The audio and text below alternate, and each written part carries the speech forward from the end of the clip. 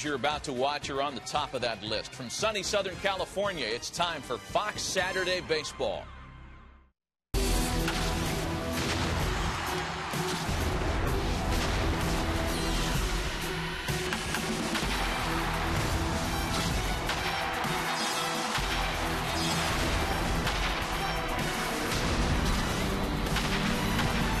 It is all about power today in Southern California as we welcome you to Angel Stadium on a beautiful Saturday afternoon for Major League Baseball and Fox as the Tigers take on the Angels.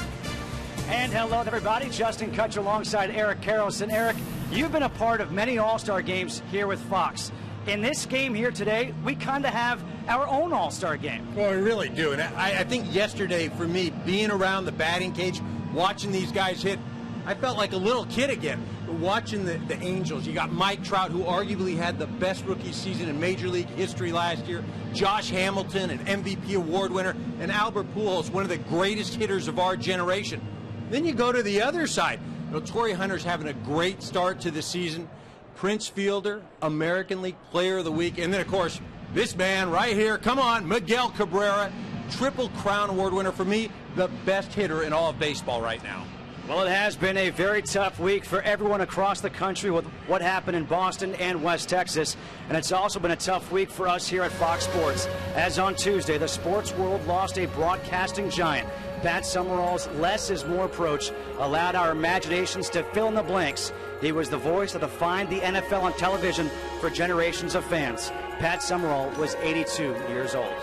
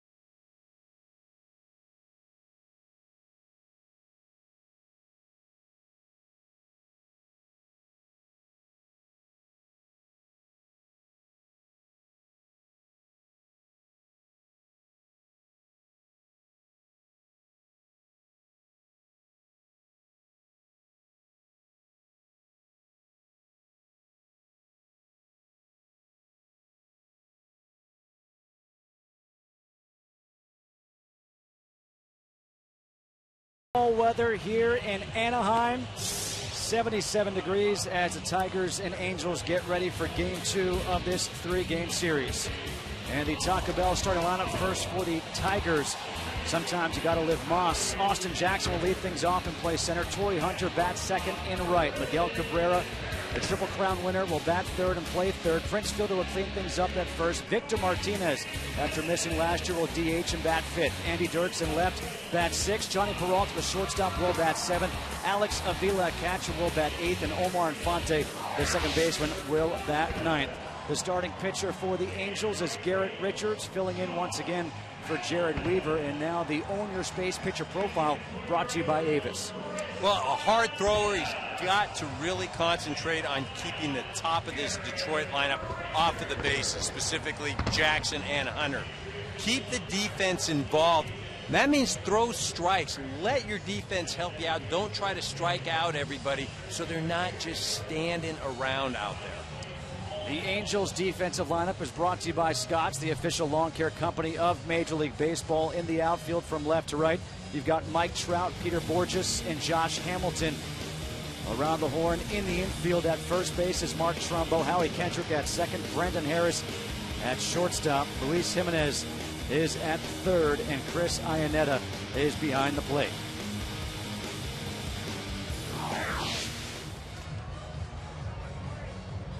The opening pitch is brought to you by Budweiser, the official beer of Major League Baseball. Great times are waiting. Grab some Buds. Austin Jackson will lead things off here against the young right-hander Garrett Richards. What a day for baseball. Wow. And the first pitch fastball's in there for a strike at 95. Jackson on the season off to a very good start. .333, a home run, 6 RBIs. That's coming off a season when he hit .300 with 16 homers. Fouls it back. No balls and 2 strikes. Well, this is a guy that historically has struck out a number of times. Right now, at least at the beginning of the season, he has limited that ratio. That's allowed him to be more successful. A guy with great speed, hits the ball hard as well. The 0-2 from Richards. Goes to the breaking ball, and that's slowing outside. 1 ball and 2 strikes. Torrey Hunter, the former Angel, is on deck.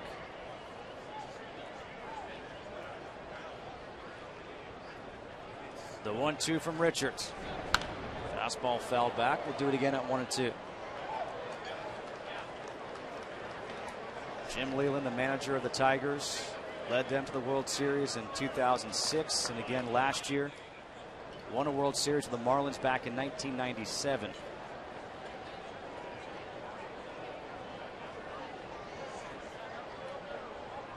Another 1-2, ground ball, diving stop by Jimenez at third base, and there's one away. Nice play. And now Torrey Hunter, the former Angel, will walk to the plate. Number 48, right fielder Torrey Hunter.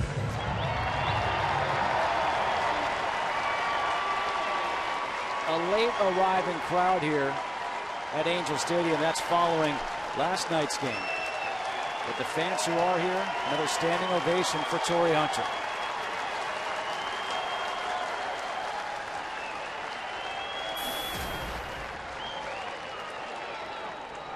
What has Torrey Hunter done since signing a 2-year deal with Detroit? That's what he's done. Takes the first pitch low and outside. 418, a home run, 9 RBIs. 12-game hitting streak. He's hitting 15 of 16 this year.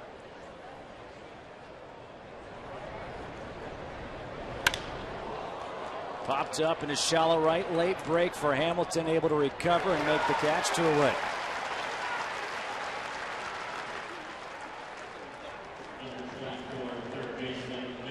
Mike Scioscia, the manager of the Angels, his 14th season here. Won the World Series back in 2002.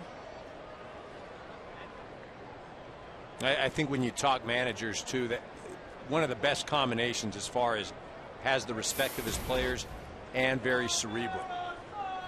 And now Miguel Cabrera steps in. Speaking of cerebral, there was the big move last night that was written about in the papers where late in the game he brought in the left-hander to face the right-hander Cabrera. Wano is hit down the left field line. That hook's foul. 1 ball and 1 strike. Well, you talk about that move last night. It is an unconventional move where you have a lefty facing a right-handed hitter, especially with guys on base. But it actually turned out to work out. Cabrera gets a base hit, leaves the bases loaded. Then Burnett is able to induce Fielder to hit into a double play. Turned out to work very well for Mike Scioscia. But he had his reasons. Right. You know, and that's the thing. As long as you have a reason and it's thought out, I mean, you may not agree with it, but at least you have thought it out. 1-1 in the air to right field. Hamilton giving chase, slicing towards the line, and that is out of play. It's amazing the type of power that Miguel Cabrera has the other way. That looked like it was just a little flare, and that almost gets out. Yeah, well, Jim Leland telling us yesterday that he cannot remember a right-handed hitter to demonstrate as much opposite field power as Miguel Cabrera. You know, he likened him to guys, left-handed pull hitters. And I brought up the name Mike Piazza, a guy I played alongside, great hitting catcher. But still, he felt like Miguel Cabrera was as good as he's ever seen. 1-2, just missing outside of the fastball. 2 balls and 2 strikes. Last year, the numbers for Cabrera: 330, 44 home runs, 139 RBIs. The first Triple Crown since 1967. And frankly, I don't think he got enough attention and respect for what he did. That was incredible. 2-2 breaking ball. Did he check his swing? He did. 3 balls and 2 strikes. You have the top 2 MVP voters from last year in this game. Vote getters, I should say. Cabrera winning and Trout finishing second. The payoff pitch got him. Foul tipped into the mitt of Iannetta. A 1-2-3 inning work by Garrett Richards. Mike Trout coming up second in the bottom half of the first.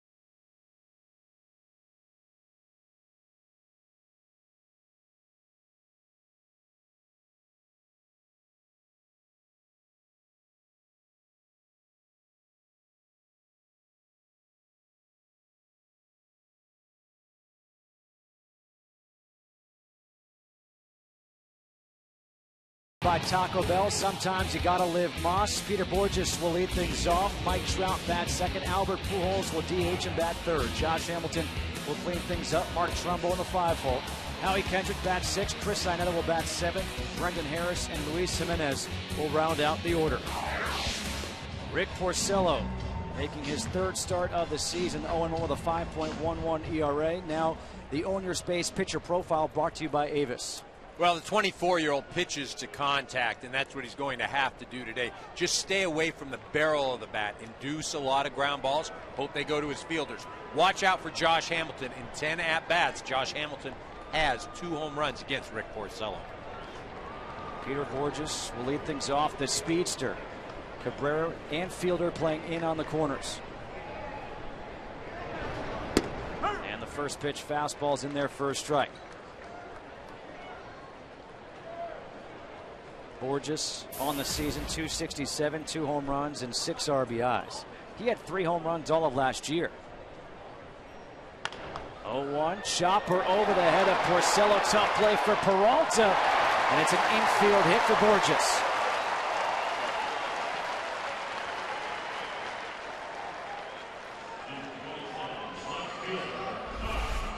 Well, nothing you can do with that type of speed. When the ball is hit like that, Peralta comes in and has to make a barehanded play. It's almost a do-or-die situation.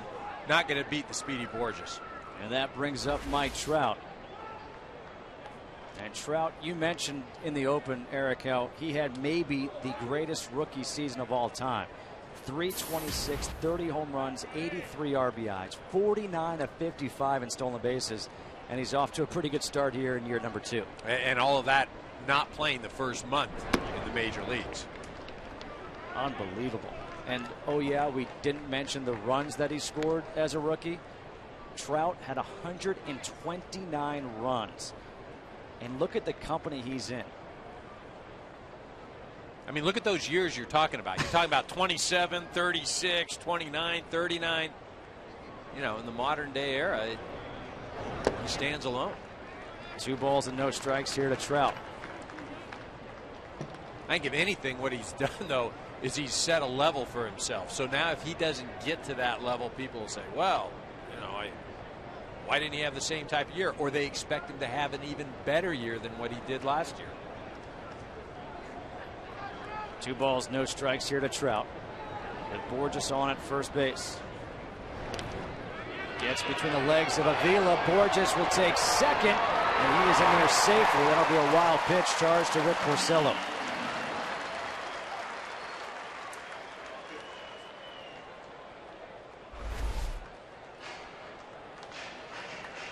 Well, this ball just gets far enough away where a guy like Borges, if he recognizes it, can just take off because of his speed. And it was a late break by Borges, too. Well, the fact that the catcher had to go away, it wasn't out in front of him, had to go away from second base to grab the ball. Well, Borges made the decision to take off. 3 balls, no strike. The count to Trout with Albert Pujols on deck. Taken all the way, takes the fastball, 3-1.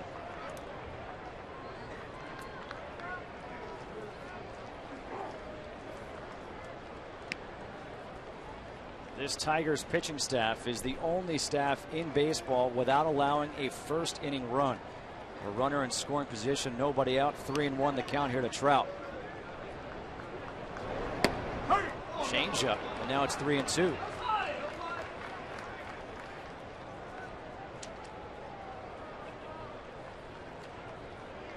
Justin Verlander, he's got a pretty good changeup. Sad thing is, his changeup's as good as a lot of guys' fastball.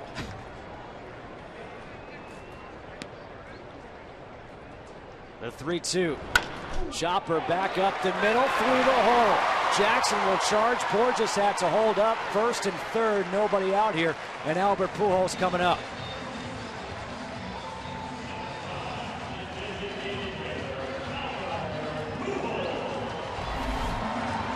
Trout does a good job of just protecting. He shoots that ball up the middle.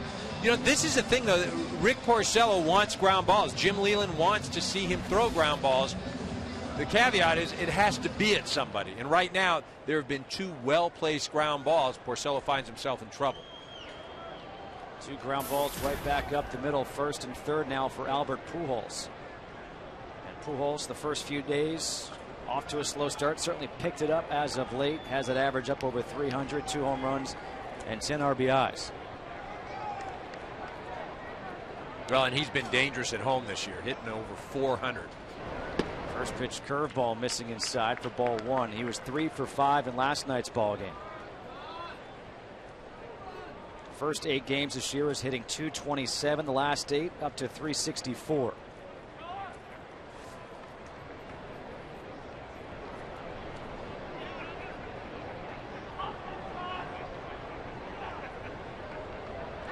Trout takes off.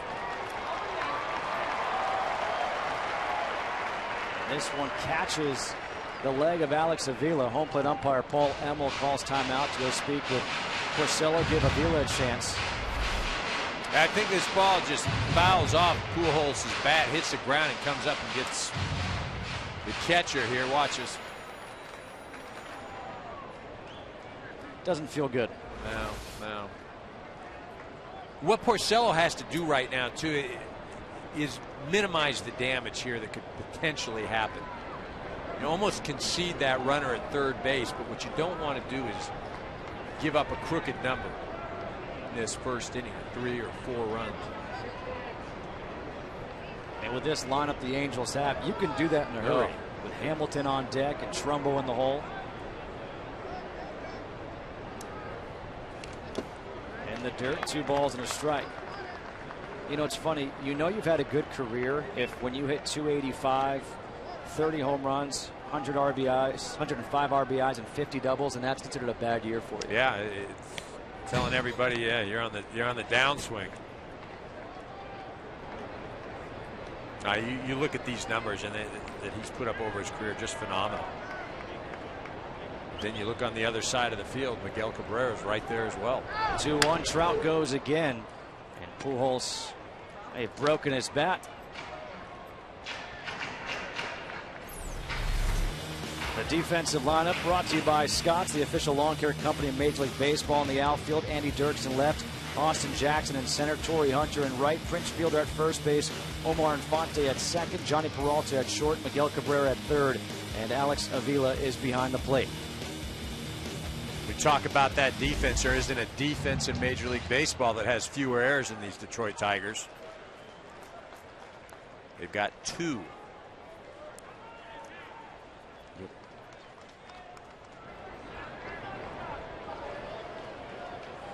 Two balls, 2 strikes to Pujols. First and third, nobody out. Bottom half of the first. 2-2, back up the middle again. That's 3 in a row, and that's an RBI single. And Trout will take third base.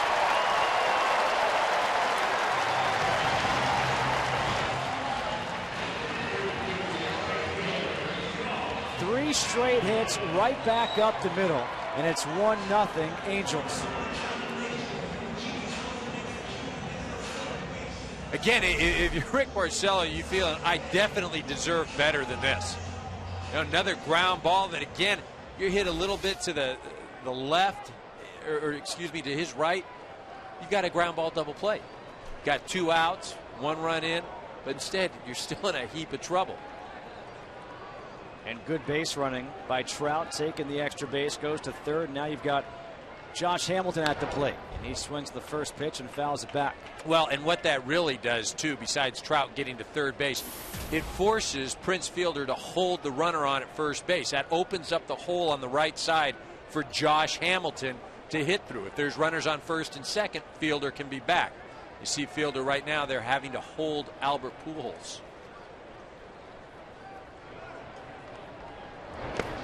In the dirt, good stop there by Avila. 2, 3, 4 in the order. They are starting to heat up. You saw what they did in those first 4 games. Look at the last 11. And once these guys get going, if they can give that pitching staff an early lead, start gaining some confidence, could turn things around, as they're just 5-10 on the season so far. Good changeup. 1 ball and 2 strikes here to Hamilton. Josh Hamilton signed the big contract in the offseason, came over from Texas. His last year with the Rangers, 285, 43 home runs, 128 RBIs. He was the biggest threat to Miguel Cabrera for that Triple Crown award. Yeah, what he can do athletically is unparalleled with anybody else in the game. 1-2. Fouled away, third base seats.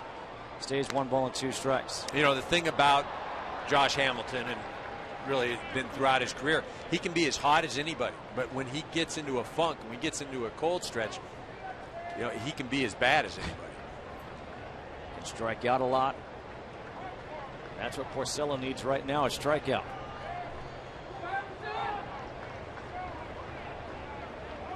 Another 1-2. Up and in. 2 balls and 2 strikes. You know, the dangerous thing with Josh Hamilton, though, is he can swing right through a pitch, and you think, oh, okay, well, this is something I can do it again. Next one, he hits 450 feet. Not a bad year last year either for Hamilton there in those ranks among American League players. Now the 2-2. Goes outside with a changeup. 3 balls and 2 strikes. I almost have to throw a pitch out of the zone right here. And I have to use Hamilton's aggressiveness against him. You know, I'm playing on history right now if I'm Rick Porcello, because I'm thinking there is no way that Josh Hamilton is going to take a walk. He's going to swing right now. So something out of the zone. 3-2. Change up again. Fouled back. Stays 3-2.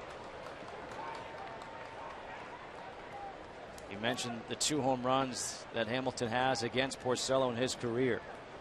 The 8th pitch of the at-bat coming up here. Nobody out. Bottom half of the first. 1 run already in on 3 consecutive singles up the middle. The 3-2. Low and inside. Ball 4. Bases loaded here for the Angels. Nobody out, and Mark Trumbo coming up. And that'll bring out pitching coach Jeff Jones, try to settle things down for Porcello.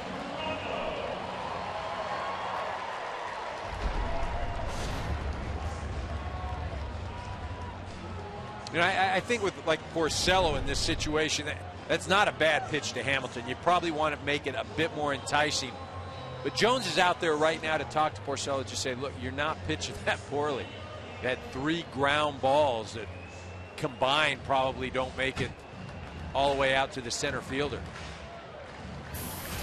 But the real issue is you've got bases loaded right now. 1-0 ball game, and Mark Trumbo at the plate. 1 swing of the bat, it can be 5-0. Trumbo 1 home run this year. Trout on at third base. Pujols at second. And Hamilton on at first. The Angels trying to jump out to an early lead. They already have a 1-0 lead, trying to extend it here. Trumbo first pitch, swing line drive to right, drops in front of Hunter.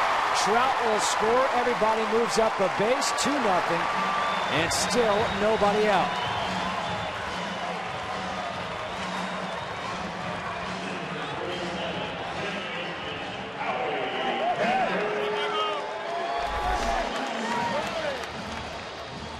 This pitch almost down the middle. Trumbo hits it just off the bat. Doesn't really drive it, but places it well enough in front of Hunter. The 8th RBI of the season for Trumbo, and now Howie Kendrick steps in. Kendrick back up the middle. That's a single. Hamilton being waved around. He will score a 2-run single for Howie Kendrick, and it's 4-0 Angels.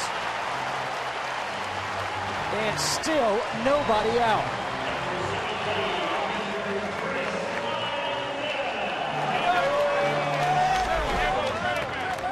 Well, Howie Kendrick is a guy that Porcello has had a lot of success against, but this is just the way the day is going. Drives his ball up the middle. You see Jackson come up trying to make a strong throw to the plate, unable to get Hamilton. 4-0 already. And now Chris Iannetta steps in. Drew Smiley begins to throw out there in the bullpen for the Tigers. Iannetta loves to swing at the first pitch. First pitch curveball in their first strike. Iannetta 273, 2 home runs, 6 RBIs on the season so far.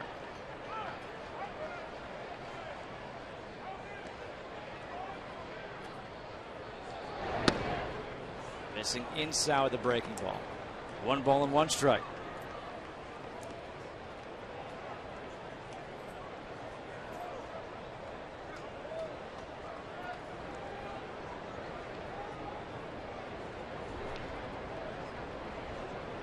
.25 pitches already here in the inning for Rick Porcello. Low and outside, 2-1.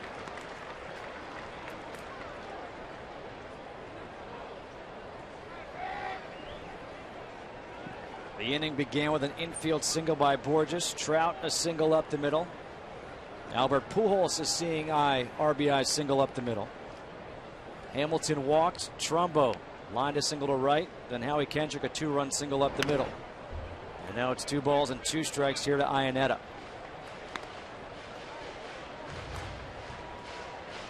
A 6.02 ERA in the month of April for Rick Porcello over the course of his career.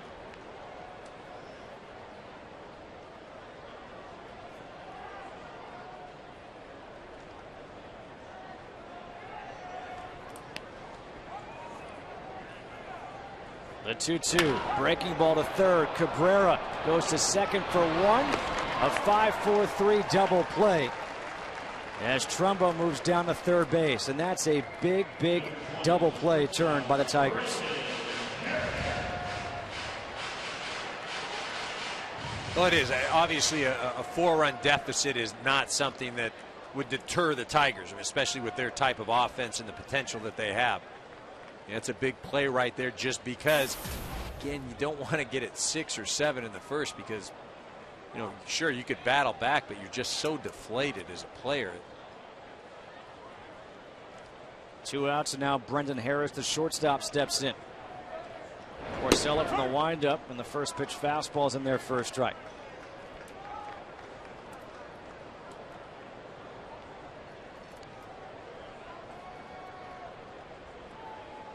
Sounds kind of crazy, but that's a big run out there just from a momentum standpoint.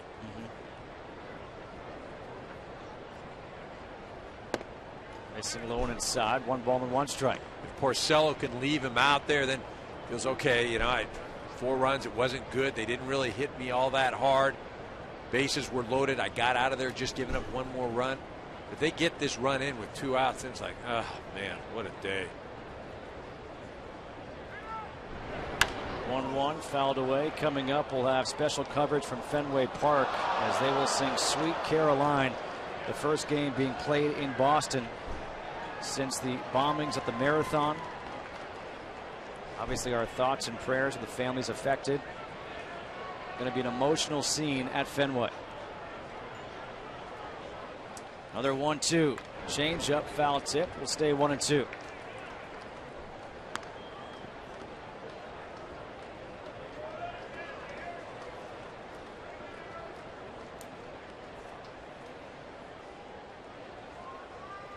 Trumbo on at third base. 2 outs, 4 runs in. Another 1-2. Laced foul, watch out. And we'll do it again. And as you mentioned, Porcello really has not pitched poorly here in this inning. Just hasn't had any bit of luck. And like Jim Leland told us prior to the game, you know, when we asked him what he was looking for from Porcello. A lot of ground balls, and he hoped they'd go right at his fielders. Another 1-2. Foul tipped. We'll do it again. 8th batter of the inning at the plate, and Harris with Jimenez on deck. And Jimenez is swinging a very hot bat.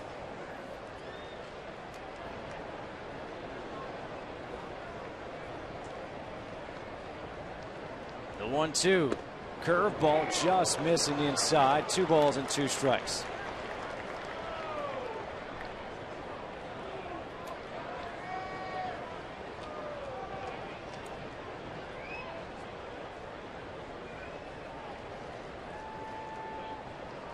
Now the 2-2.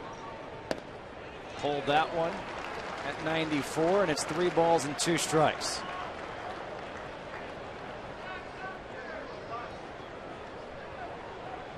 .36 pitches already in the inning, with Smiley warming up there in the bullpen. The payoff pitch.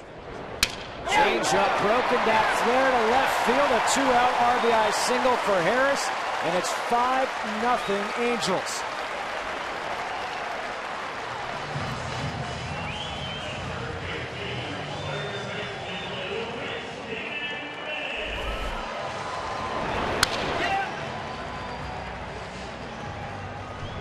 You think about the balls that have been hit in this inning, maybe 2 have been hit hard. That's being generous, I think. Trumbo, Trumbo hit the ball well, and the ground ball up the middle by Kendrick. I thought, you know, but again, Porcello deserves better. But by the same token, The Angels have battled up there. They've put the bat on the ball. They've made some things happen. Luis Jimenez takes the first pitch for a strike. You know, Brendan Harris, sure, he gets jammed right there, but he had a heck of an at-bat right there. Saw 9 pitches, fouled some off. Got to give him credit. Kendrick, slow roller down the third base line, and you're just like, you know what? It's not my day if you're Rick Porcello. For more on this Angels offense, let's check in with a third member of our crew, Ken Rosenthal. Well, Justin, the other aspect of this is that things are looking like they're starting to finally even out for the Angels. They came into this series batting 155 with runners in scoring position.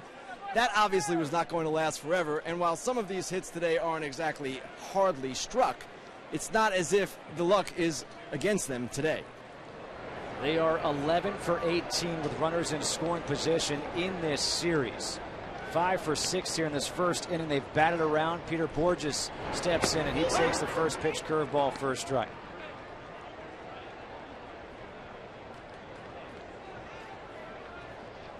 Borges led off with the infield single, moved to second on a wild pitch, scored on the RBI single by Albert Pujols. Another curveball, foul tip, no balls and 2 strikes.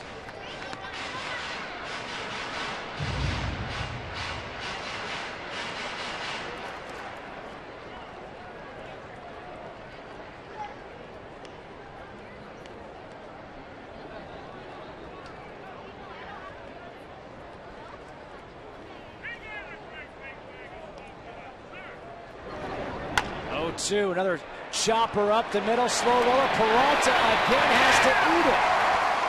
I don't think I've ever seen anything like this. Another infield single for Borges. He has 2 infield singles in the inning.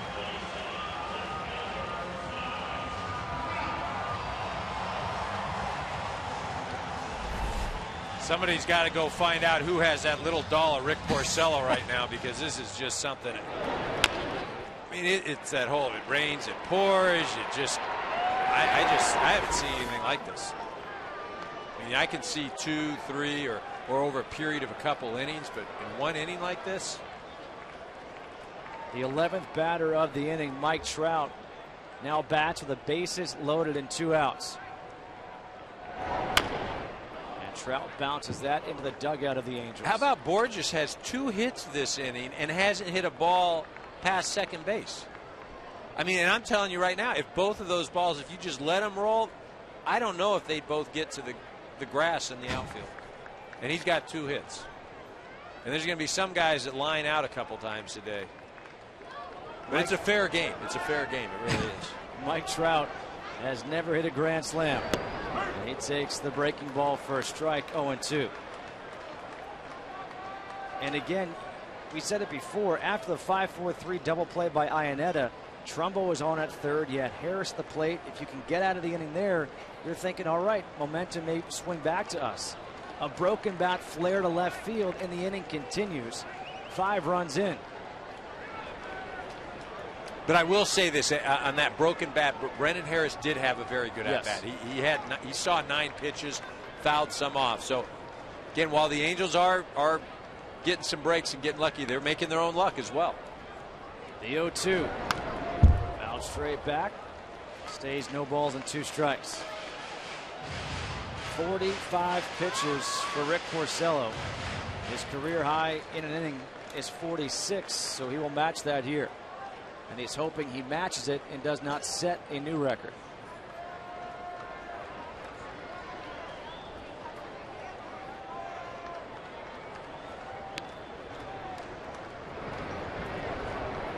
To change up, low and inside. 1 ball and 2 strikes.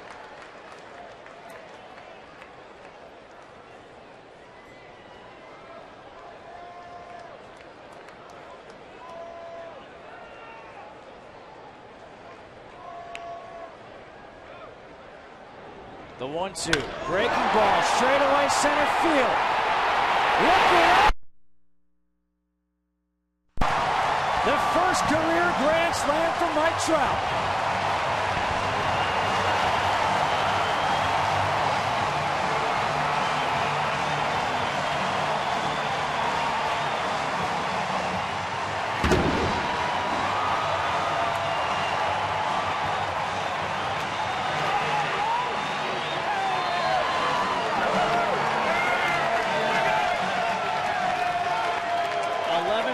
Tigers faced Rick Porcello. Maybe one was hard hit, and then this one was definitely hit well by Trout. A first in his great career, a grand slam, and it's 9-0 Angels.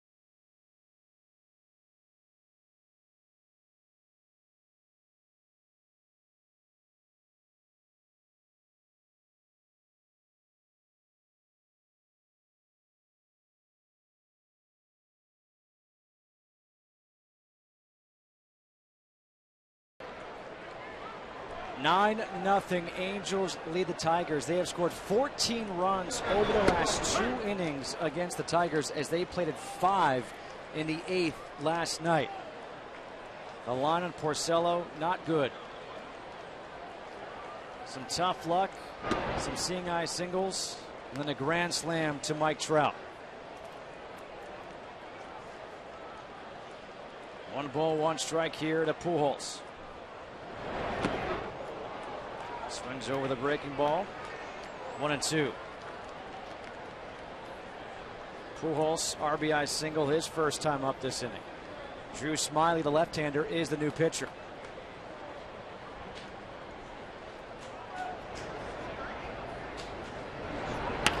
Two-line drive in the left field. Dirks goes over to cut it off. Pujols is going to try for 2. And the throw is wide. A double for Albert Pujols.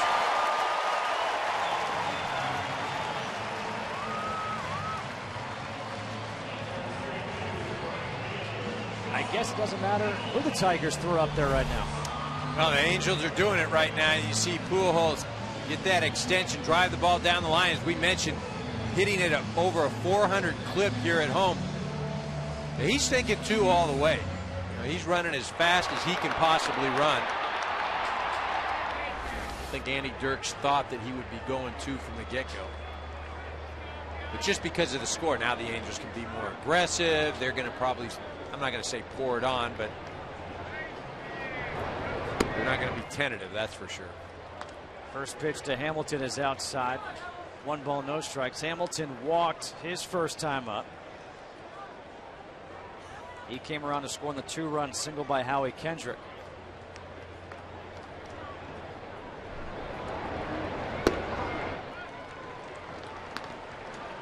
The Angels had 16 hits last night. They've got 10 in this first inning.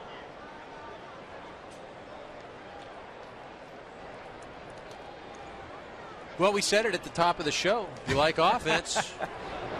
I just didn't know we were going to get it all in the first inning.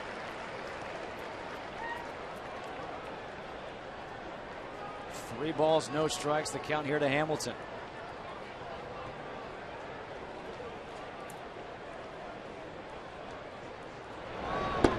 Taken all the way, 3-1.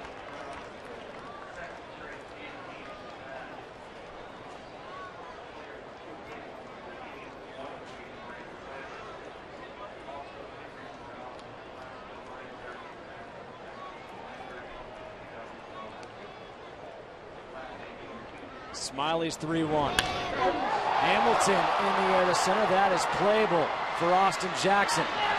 And this first inning will finally come to an end.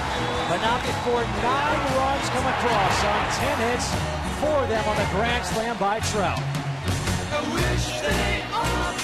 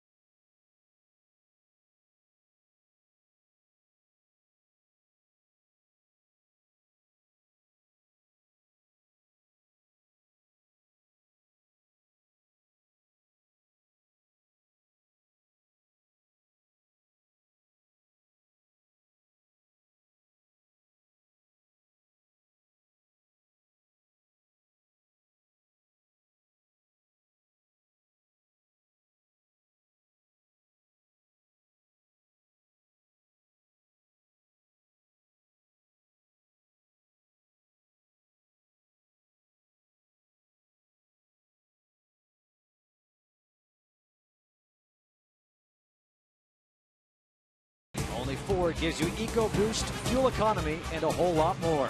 And by Taco Bell, sometimes you gotta live Moss. 9-0. The score here at Angel Stadium as we go to the 2nd inning. Rick Porcello, you gotta feel bad for the kid. I mean, the one mistake he really made was to Trout. Besides that, nothing was hit hard. And now Prince Fielder will dig in against Richards and takes the first pitch blown outside for ball 1.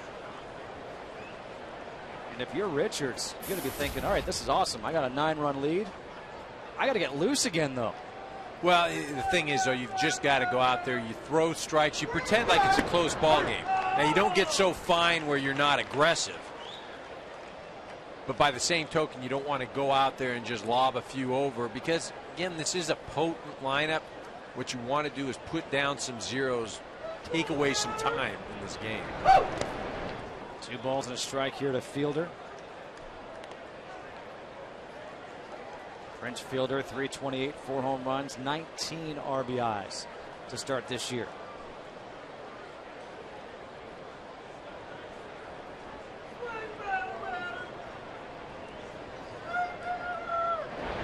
Two-one, back up the middle, base hit for Prince Fielder. Time now for the Lowe's Never Stop Improving game break. Here's Matt Vasgersian. Justin and Eric, the Red Sox first game back at Fenway since their Patriots Day game shortly before the bombing on Monday. David Ortiz 2013 debut tied it. A Salvador Perez triple has reclaimed the lead for the Royals. And Justin and Eric, by the way, your audience will go to Boston for Sweet Caroline a little bit later on this afternoon. Back to you guys in Southern California. That will certainly be an emotional moment in Boston. They were playing Sweet Carolina ballparks across the country since the bombings on Monday. Now Victor Martinez steps in. No balls and 1 strike to Martinez. I don't know if you noticed, but the Red Sox weren't wearing their typical home white uniforms where it says Red Sox across the chest. They were wearing where it said Boston across the chest. Pretty cool.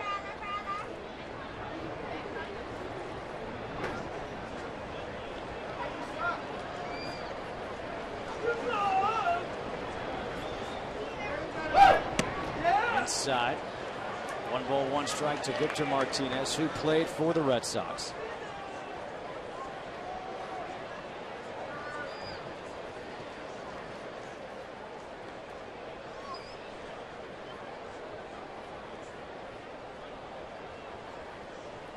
Nothing here, top of the second. Justin Kutcher, Eric Karros, and Ken Rosenthal with you here on Fox. Chopper. Nice diving stop by Kendrick. Gets to his feet to throw out Martinez. Fielder goes down to second, but a pretty play by Howie Kendrick.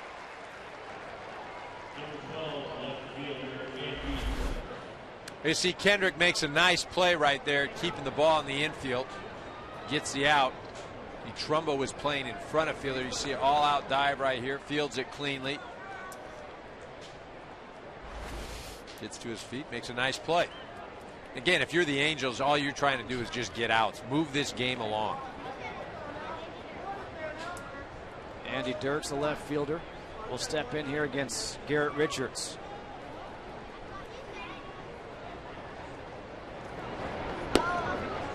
Slider. And a little mix-up there with Richards and Iannetta. Time now for today's 4 keys to the game. Are these the same as when we started this broadcast? Absolutely not, Justin. With the Tigers, it's 1 at-bat at a time right now. You got to be out here. You've got to play 9 innings. So go out there, 1 at-bat, 1 pitch at a time. The Angels, while you've got the 9-run lead, you still got to approach this like it's a close game until you get to the 5th or 6th inning. What you don't want to do is give the Tigers any type of hope and let them score some runs here in these next 2 or 3 innings. 1-0 to Dirks is down low with a fastball. 2-0.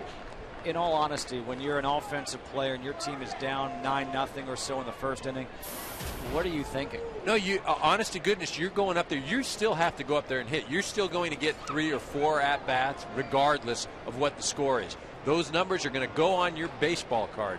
Go out there and make them count. You never know what can happen in this game. You get a couple runs here, a couple runs. This offense is good enough to come back. Will they? Probably not. But is it unheard of? Not at all. 3 balls and no strikes. The count here to Dirks with Fielder at second, 1 away in the second.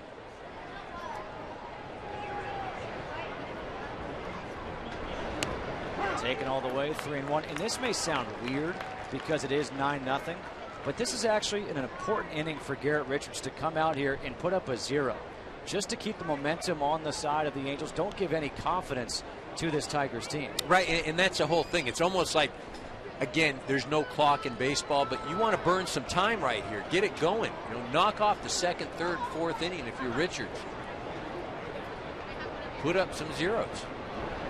3-1 pull. Trumbo, nice play at first base. He'll take to the back himself, 2 away as Fielder trots down to third.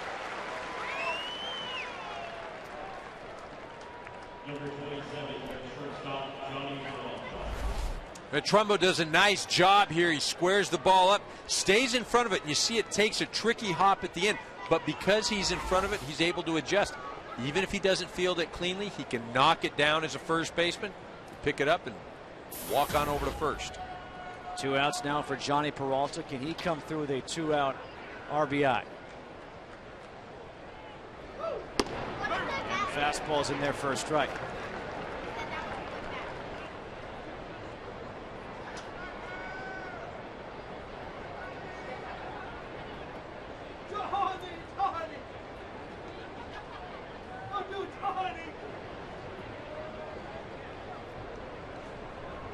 The 0-1, breaking ball, no balls and 2 strikes. Don't forget, coming up, we're going to have special coverage of Sweet Caroline from Fenway Park as the Red Sox are playing their first game at home since the bombings on Monday for the Boston Marathon. We'll take you there, maybe get some tissues ready.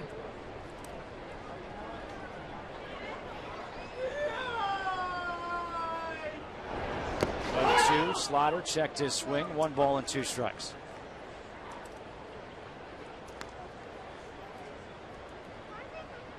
Did you see the national anthem at the Bruins game a couple nights ago? When I did. The entire place starts singing it. I mean, it's one of those moments where you watch it and you just start tearing up and thinking USA, USA. Curveball pulled to third. Jimenez across the diamond. That will do it here in the second. No runs on 1 hit. 1 man left on. 9-0. Angels lead the Tigers here in the second.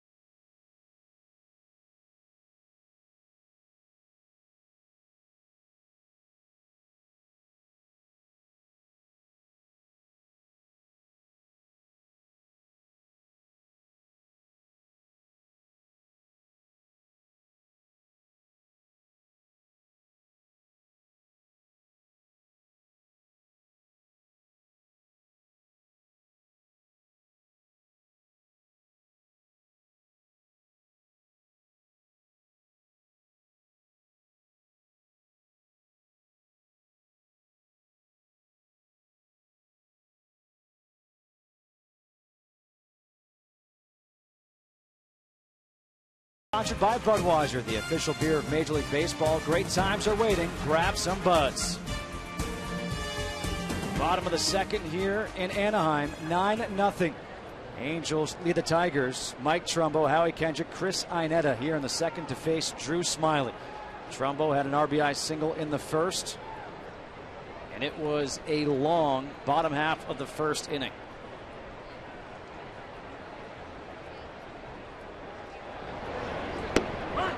First pitch, fastball's in there, first strike, 0-1. In that first inning, 13 batters came to the plate for the Angels. 9 runs on 10 hits. The inning took 33 minutes and 15 seconds in case you were counting. 1 ball and 1 strike. Well, and this is where it gets tough. If you're an Angel hitter, you can't give away at bats. This is where it can be easy to go up there and I'm just going to try and hit one out because of the score. 2 balls and a strike. Don't forget, coming up shortly, we're going to take you out to Fenway Park for a special edition of Sweet Caroline. That's coming up momentarily. 2-1, swings over a slider. 2 balls and 2 strikes.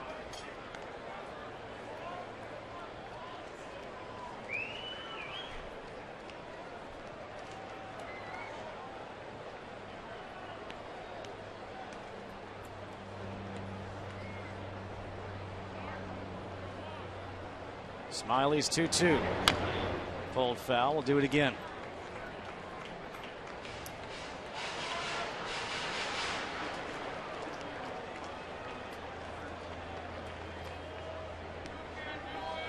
The Tigers starting pitchers had not allowed a first inning run coming into this game. 9 in the first in this one. Looks at strike 3, 1 away here in the second.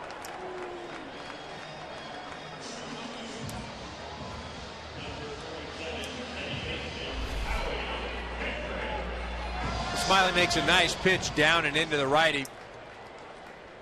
My guess the home plate umpire zone is going to widen a bit. It's going to force both teams to swing the bat as well. He should. Paul Emmel, the home plate umpire. Now Howie Kendrick had a 2-run single in the first. First pitch swing to right field. Torrey Hunter goes over to make the catch. They're 2 away.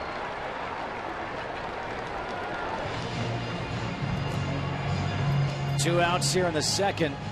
Now let's take you out to a special scene at Fenway Park in Boston for a special edition of Sweet Caroline. Well, Sweet Caroline. And the Q's come out to do it.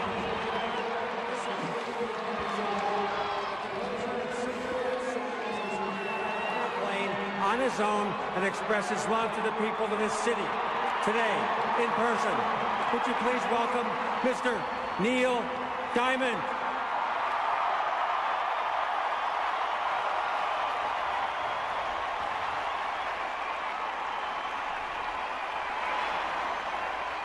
Thank you, Boston.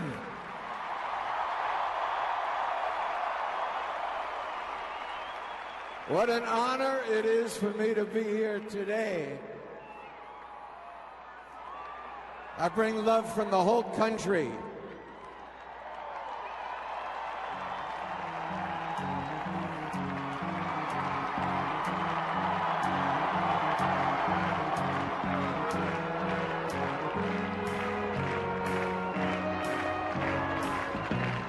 Where it began,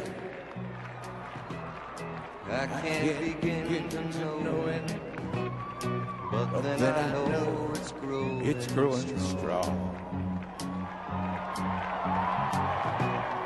Was in the spring, and spring became the summer. Who'd have believed you'd come along?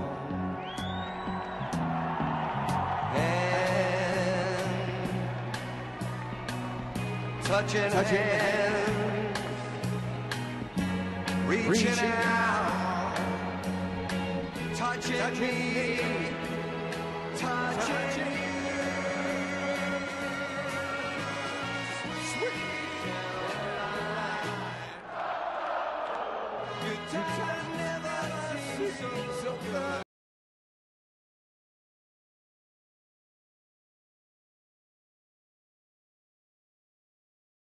To believe they never would, but now I look at the night and it don't seem so lonely. We fill it up with only two.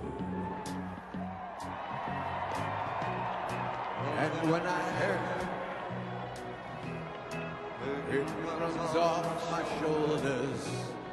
How can I hurt when I'm here with you? Warm, touching warm, reaching out, touching me, touching you. Sweet Caroline, good times never seem so good. I've been inclined to believe they never would. Oh, no, no. All right, we're coming to the last chorus. Need to hear everybody singing.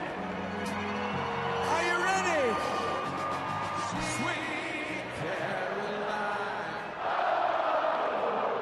good times never seem so good. I've been inclined to believe they never would. Yes! Thank you, everybody! Thank you!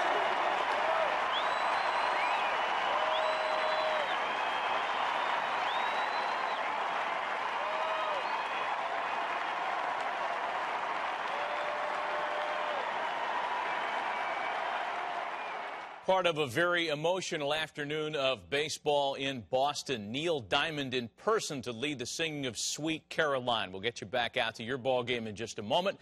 First updates from around the league, including the Mets and Nationals, and Bryce Harper off to a strong start in defense of his Rookie of the Year campaign. His 6th of the year, a 2-run job against Jeremy Hefner. And the Nationals have a 3-0 lead with the Mets, trying to square that series at 1 apiece. This is Melky Cabrera against David Robertson up north in Canada, tying up the Blue Jays with the Yankees. A 3-3 ball game now. That's in the bottom half of the 10th as Cabrera's 2-run single sent it to extra innings. And as far as baseball from Fenway, Sally Perez with an RBI triple against Clay Buchholz. This after David Ortiz had tied the game for Boston the previous half inning. They're in the top of the 8th, actually headed to the bottom half with the Royals on top of the Red Sox 2-1. That's one of 7 games in progress at this hour as we get you back out to Los Angeles and Justin and Eric. All right, thanks so much, Matt. We're back here in Anaheim. Top of the 3rd, 9-0. The Angels lead the Tigers. Alex Avila, Omar Infante, and Austin Jackson to face Garrett Richards. And the first pitch from Richards, fastball on the outside corner for a strike. We're joined by a member of the Tiger starting rotation, Doug Fister. And Doug, thanks so much for joining us. Just as a starting pitcher, and you see Rick Porcello give up those runs in the first inning, what are you thinking, and what can you say to him to try to help him out? You know, right now there's not a whole lot to say. I mean, that guy had some terrible luck. You know, there was probably 2 balls that were hit hard, and you know, he's out there making pitches. He's battling his butt off, and you know, I mean, that's what all you can ask for out of there. I mean, he's making good quality pitches with his sinker, trying to get good contact, to get some double play balls rolled up. But unfortunately, you know, the game of baseball, the ball didn't roll our way that inning, and you know, now we're fighting back. Doug, Eric Karras here. When you're out on the mound if something like that takes place, I'm up here watching. I can't recall ever seeing anything like that take place in 1 inning. But if you're out there on the mound, how do you approach the next hitter, the next pitch?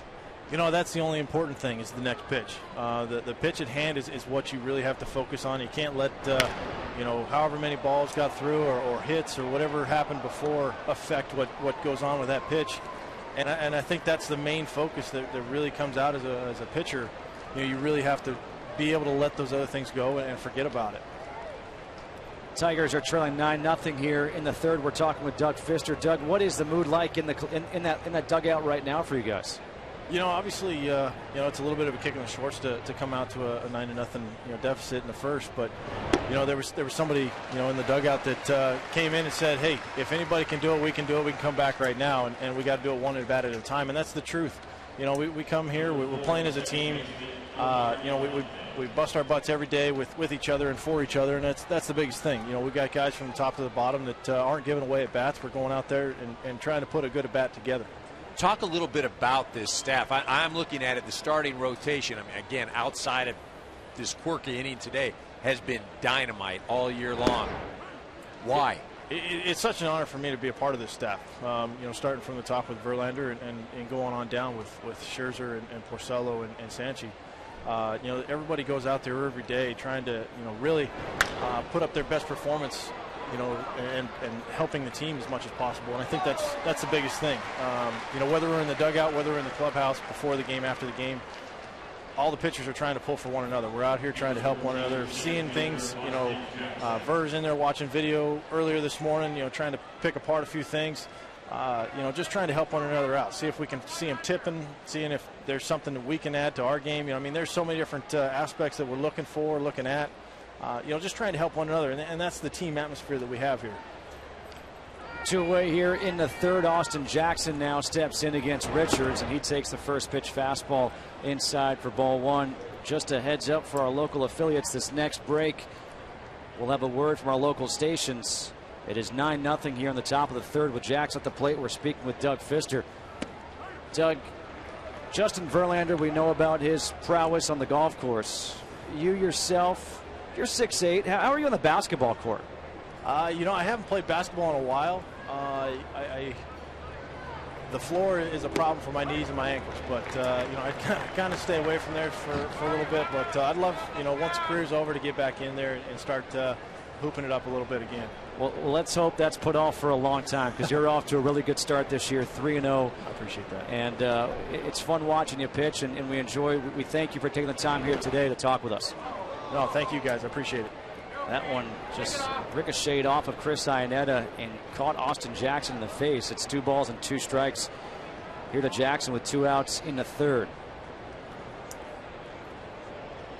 Garrett Richards making the start in place of Jared Weaver. This is the 3rd straight year he has been called upon to start in place of Richards, of Weaver. 2-2 fouled away. We'll do it again at 2 balls and 2 strikes.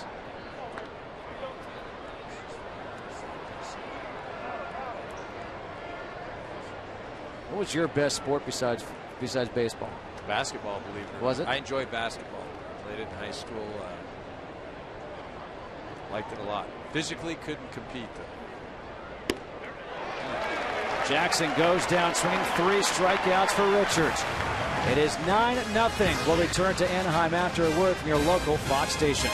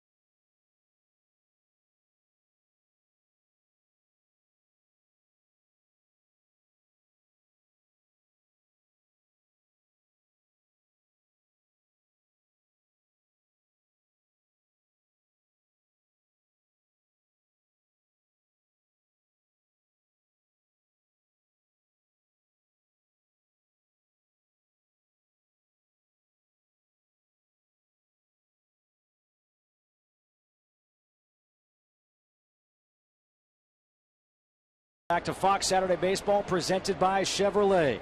Luis Jimenez will lead things off here in the 3rd for the Angels against Drew Smiley, and takes the first pitch fastball for a strike. Jimenez, an infield single his first time up, came around to score in the grand slam by Mike Trout. Going inside with a slider, 1 ball and 1 strike.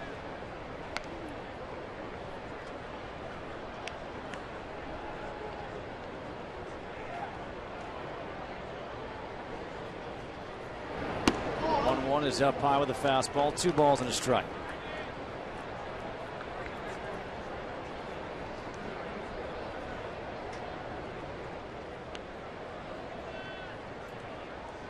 Jimenez came in batting .474 this year.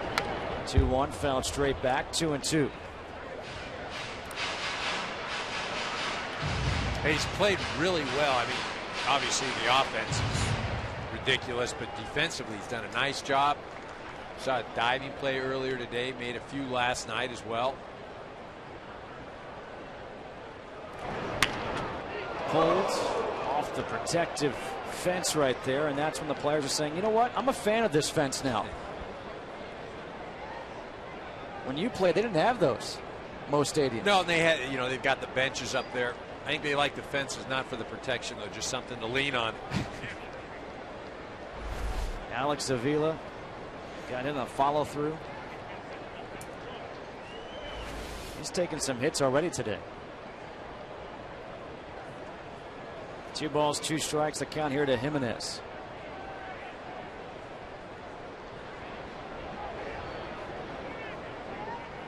Smiley's 2-2. Pulled foul again off the screen. I got to believe there's got to be some movement over there. If I'm sitting up there, I'm going to make the cerebral decision to move on down and get out of the way. Some guys are going to stay right there and say, oh, it can't happen a third time, can it? C.J. Wilson's a pretty cerebral guy, too, and there he goes. Yeah, he left. Oh, he's back. With a mask.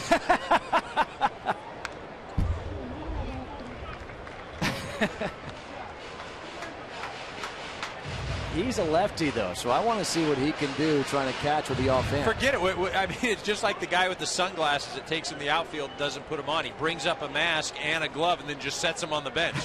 What are you going to do with that? 2-2, got him swinging, and Avila will throw down a first, strikeout 2-3. Let's check back in with Ken. Well, Justin, I spoke to some of the Red Sox last night, and they could not wait to get on the field at Fenway today. David Ross, who was a starting catcher, told me he had never been this excited to play in a regular season game. And Johnny Gomes said he expected it to be a once-in-a-lifetime feeling for fans and players alike. Gomes said he expected emotional roller coaster, that sadness, obviously, for those who were lost and those who were hurt, and at the same time, a celebration that the suspects were caught. In situations like this, we remember after 9/11, all sports teams, all sports can do is provide a measure of solace, and certainly we saw that today. And Borges grounds one in the hole. Peralta unable to handle it. And that will be a hit for Peter Borges, his 3rd hit of the game. But Ken, you're absolutely right. You think back to 9/11, that first game being played at Shea Stadium, Mike Piazza with that home run off of Steve Carsey. What a moment that was, and just, I think, to the 2001 World Series and President Bush throwing out the first pitch and throwing a strike. I mean, just goosebumps all around.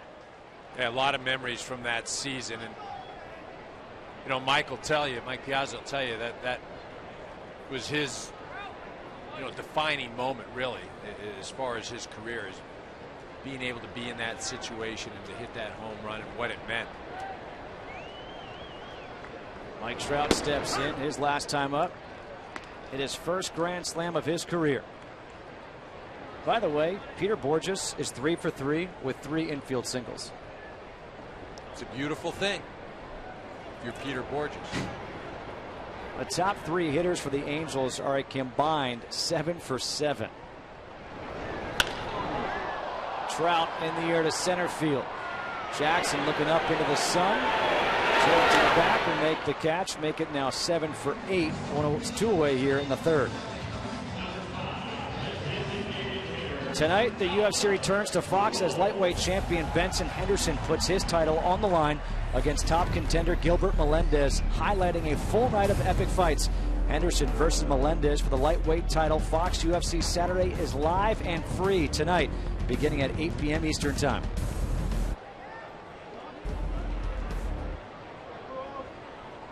Two outs now for Albert Pujols. An RBI single, a double. And the first pitch changeup is in the dirt for ball 1.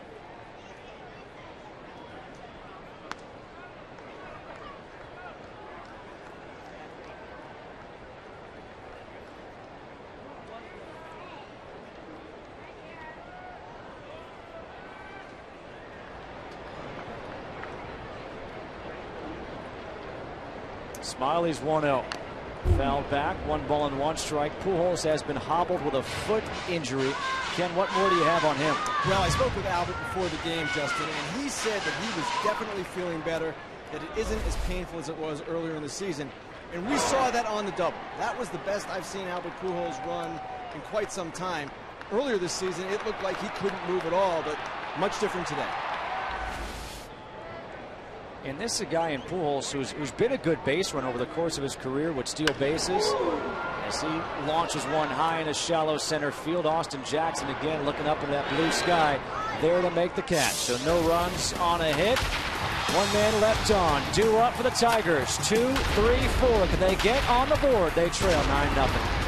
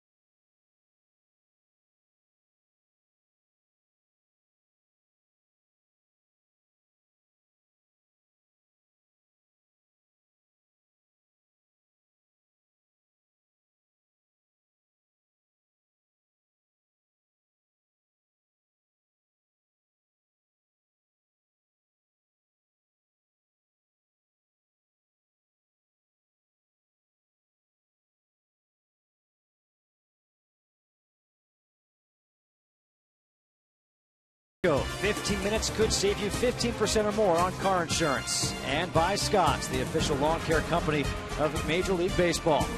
Newport Beach, not a bad place to be right now. Not a bad place to be tonight for dinner, maybe. Top of the fourth, Torrey Hunter. Miguel Cabrera, Prince Fielder, 2, 3, 4 in the order against Garrett Richards. And Richards delivers the first pitch fastball for a strike. Hunter flew out to right field his first time up.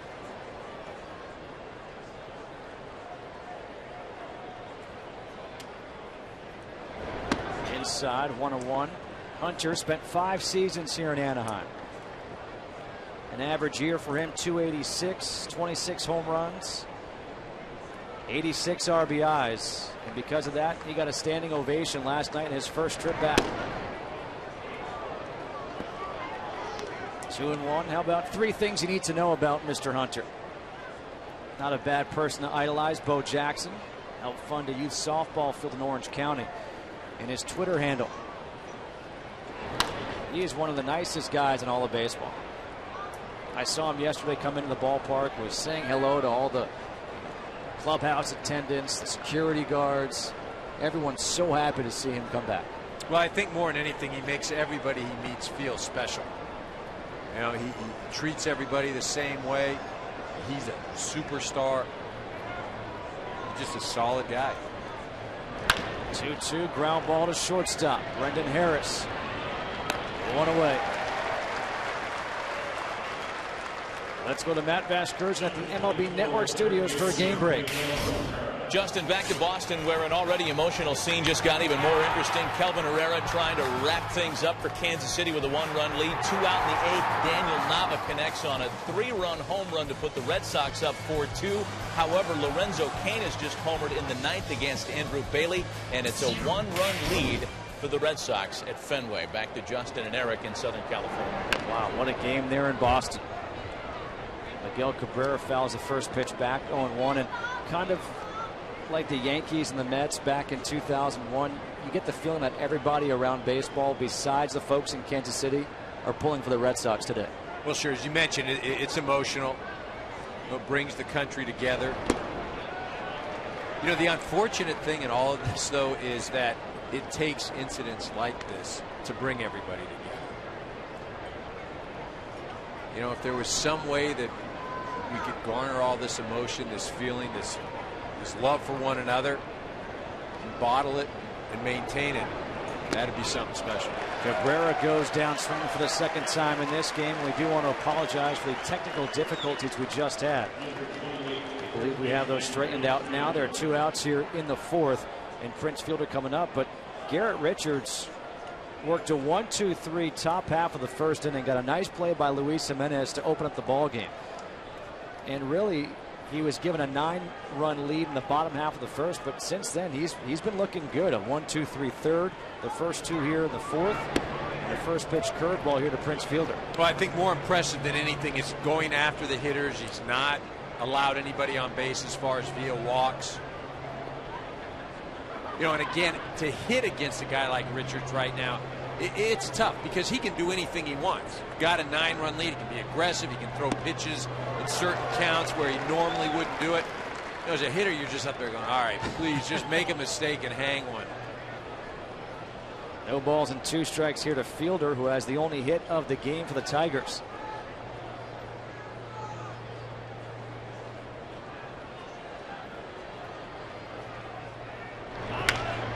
Two spoiled foul.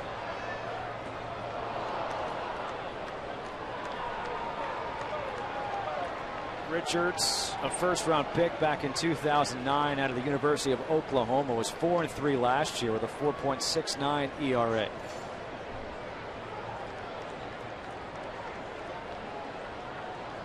The 0-2. Got Fielder swinging, but that gets away from Iannetta. It's going to be one of those weird strikeout wild pitch, and Fielder's on at first base.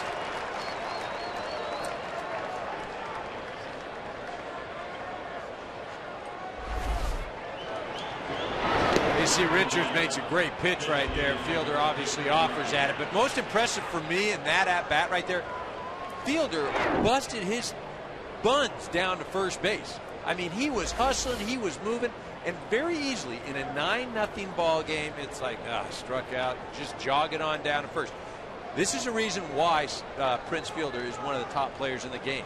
Plays every day, plays hard, only missed 1 game since 2009. He's a superstar. 2 outs. Fielder on at first, and Victor Martinez at the plate. The first pitch is low and inside for a ball. Prince Fielder is the only man to reach base here in this game against Garrett Richards.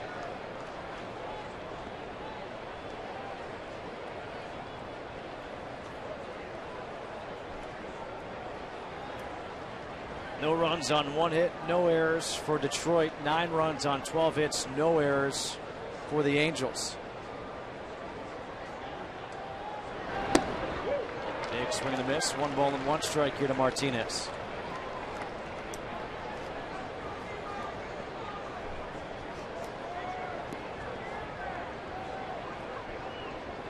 You see Trumbo playing in front of Fielder over at first base. Not really sure why. I mean, again, it's a 9-0 ball game, but play behind. Give yourself some room here. There's 2 outs. Fielder's not going to steal, and Martinez isn't going to bunt. Good curveball, 1 ball and 2 strikes. Who makes that decision? Do you, as the first baseman, make the call, or do you look inside? I think you eventually make the call because you're the one deciding where you're going to put your feet. You know, so you want to play back, you should play back. The only reason I can think him wanting to play in front is just because he wants to field it off the grass. 1-2, and he gets Martinez swinging. So 3 strikeouts in the inning for Richards. He's got 6 on the day, and his team leads by 9.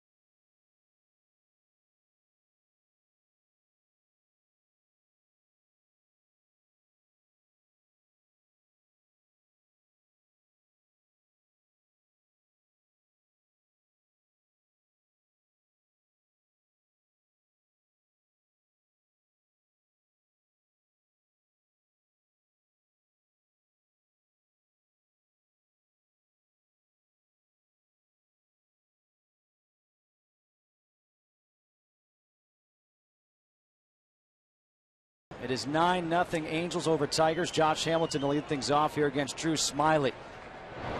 First pitch swings to the slider. No balls and 1 strike. Hamilton is 0 for 1. Walked, scored a run, and flew out to center field his last time up.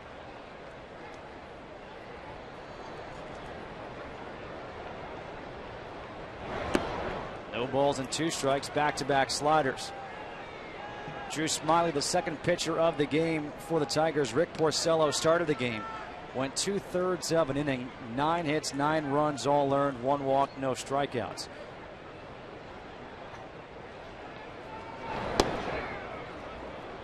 One ball, 2 strikes.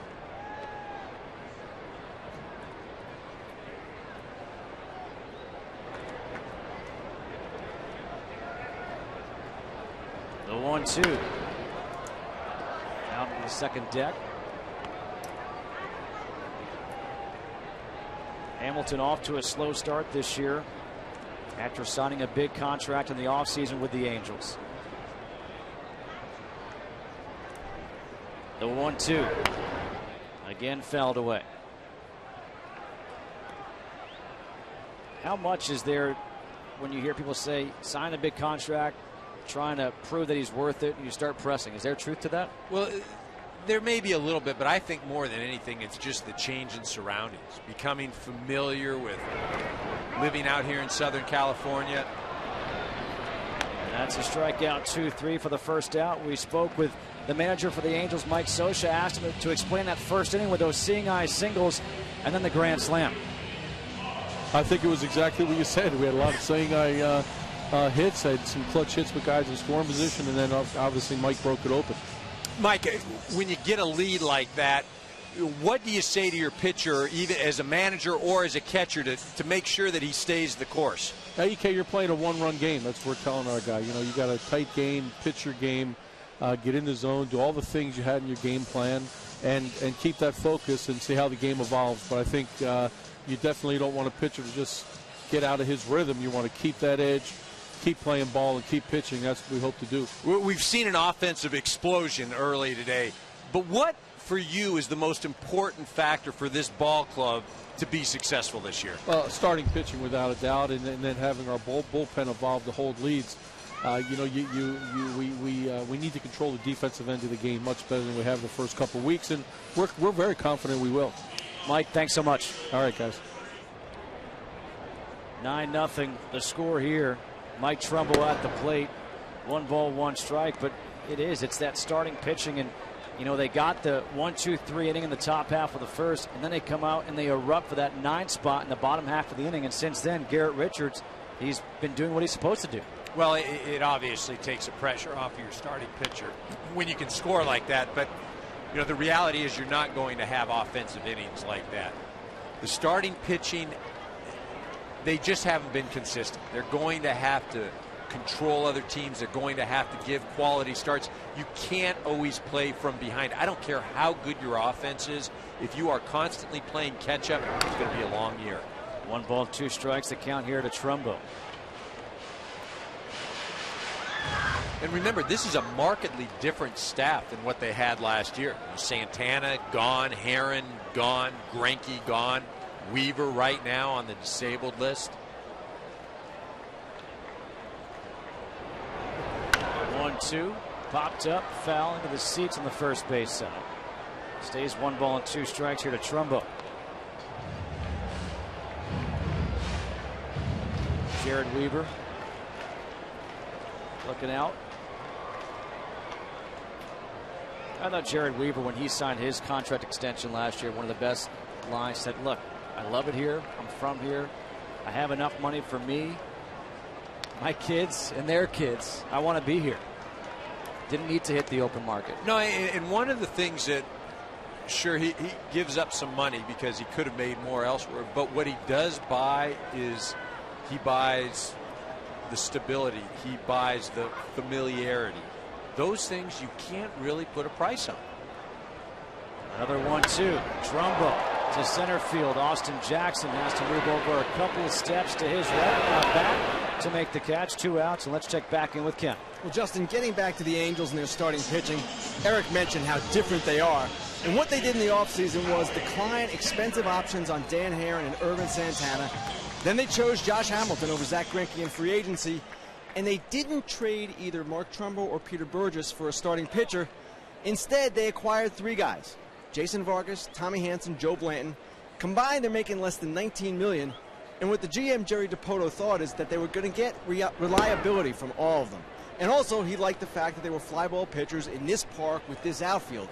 Well, the criticism of that is that these guys don't have big enough stuff to succeed in the American League, and that's the question the Angels will face going forward. Yeah, Ken, Eric and I were talking about this just before during breakfast, and that decision last year to allocate that money to Josh Hamilton versus to Zach Greinke. You have Greinke in this rotation. It's very different when you have Greinke and you've got C.J. Wilson there as your top 2 guys, and Jared Weaver, as your top 3 guys. A 1-2-3 inning worked here by Drew Smiley, and we have played 4 in Anaheim, 9-0 Angels.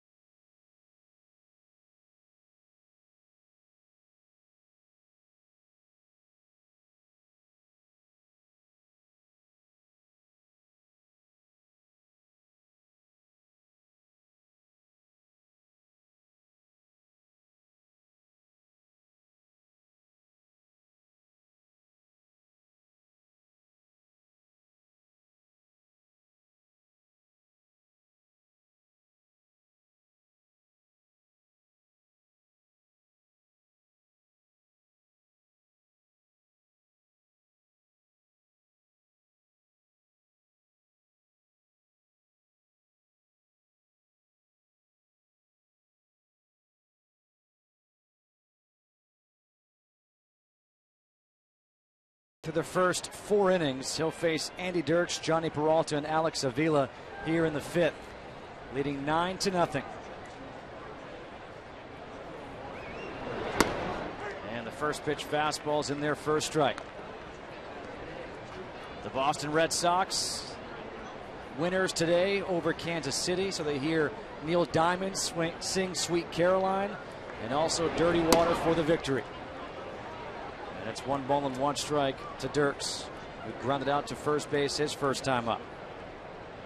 Daniel Nava, that turned out to be game-winning home run in the 8th inning. What a moment at Fenway Park.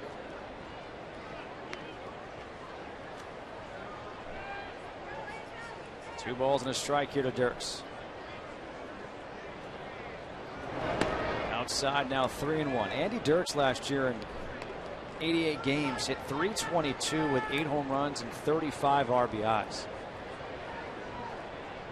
You're kind of going through, you're like, Andy Dirks at .322? Wow.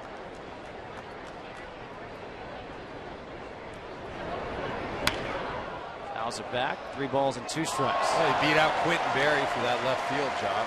Berry getting a lot of time last year, especially in the postseason. Dirks is solid. He's just a solid player. He can be a supporting member of this offense. 3-2, grounder back to Richards, checks the glove. Yep, I got it, and there's the out. Well, the MLB Fan Cave is back. This week, Arizona Diamondbacks Heath Bell, Matt Reynolds, and team president and CEO Derek Hall, as well as Baltimore Orioles Chris Davis and Darren O'Day, visited the MLB Fan Cave to hang out with the cave dwellers. Check out all the latest cave happenings and videos at MLBFancave.com. You can follow them at MLB Fan Cave on Twitter, and you can also like them on Facebook. Looked like a lot of fun out there. Derek Hall, team president of the Diamondbacks, one of the best in the game. First pitch to Peralta is fouled back.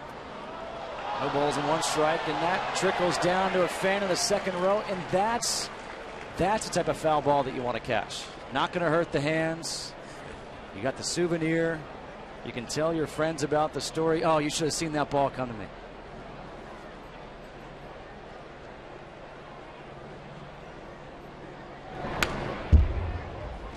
No balls and 2 strikes. Peralta grounded out to third base his first time up.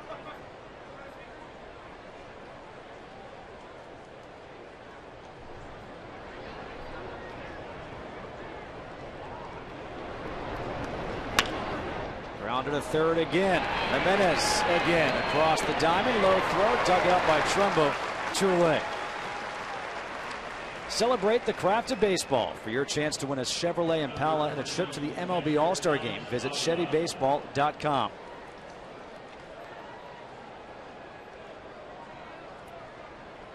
Two outs, and Alex Avila will step to the plate. Avila struck out his first time up, one of 6 strikeout victims in the game for Garrett Richards.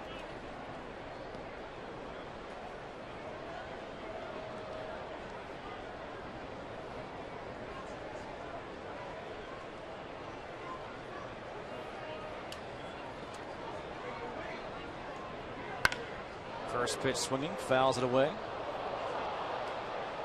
See what I tell you, that one was much harder, even with a glove.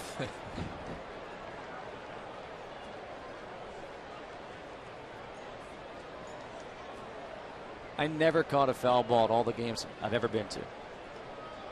I believe that. I've seen that lack of athletic ability. Ground ball to second base. Kendrick goes to a knee, keeps it in front, recovers in time, and a 1-2-3 inning work by Richards. We head to the bottom half of the 5th. That fan's happy. It's 9-0 Angels.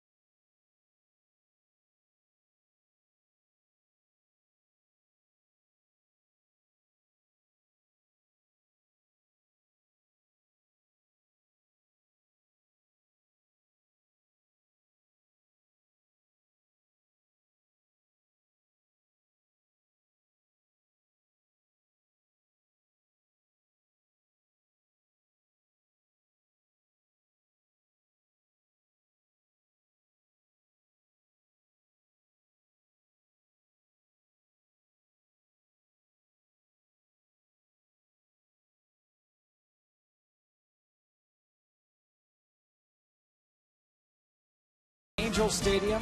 9-0. Angels lead the Tigers. Bottom half of the 5th inning. And apparently Eric Karros wants to sit outside for the rest of this game. About 20 years ago, possibly. Chris Iannetta will lead things off here against Drew Smyly. First pitch swinging. No balls and 1 strike. Drew Smyly's done a nice job since coming in to relieve Porcello in the first. Giving up a couple of doubles, an infield single, 3 strikeouts. Fastball on the outside corner, no balls and 2 strikes. Well, he has, but you don't want to get too excited. He has done a nice job, but the Angel hitters, they're being a bit more aggressive. They're swinging at pitches. Again, the difficult thing when you're ahead like this, if you're the Angels, is not to give away at bats, because the intensity isn't there, the adrenaline isn't there. You have to create it yourself as you get to the box. 1 ball, 2 strikes here to Iannetta. He doubled his last time up. Pulls it foul, stays 1-2. Kind of speaking to that, in that first inning, the Angels, they were 10 for 12. They put up the 9 spot. Since then, they're just 2 for 11. Right, and again, it's that intensity has been taken away. Look, at the reality is there isn't a lot of electricity in a 9-0 ball game. But again, you still have to go out. You have to play. You're going to have to be here. The 2-2 from Smyly. Soft line drive, 1 hopper to Peralta at shortstop. 1 away here in the 5th. Fox Sports sends our sympathies to everyone affected by this week's tragedies, both in Boston and West Texas. Please support onefundboston.org as those that were affected in Boston.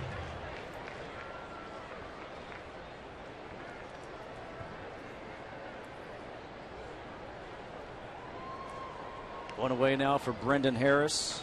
He's 1 for 2. An RBI single back in the first. And he lined out to first in the second. First pitch swinging, pops one up, shallow center field. Jackson again looking straight up into that high sky, and 2 away. Tomorrow's Sprint Cup Series racing continues on Fox as Daytona 500 champion Jimmy Johnson will look for his 3rd career victory in Kansas. Fox Sports coverage of the Sprint Cup Series racing, the STP 400, begins tomorrow at 12:30 p.m. Eastern Time.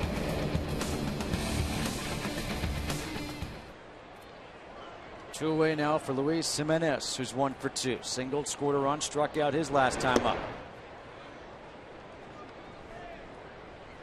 Bottom half of the 5th inning, Justin Kutcher alongside Eric Karros and Ken Rosenthal here from Angel Stadium in Anaheim, California. Good off-speed pitch, 1 ball and 1 strike.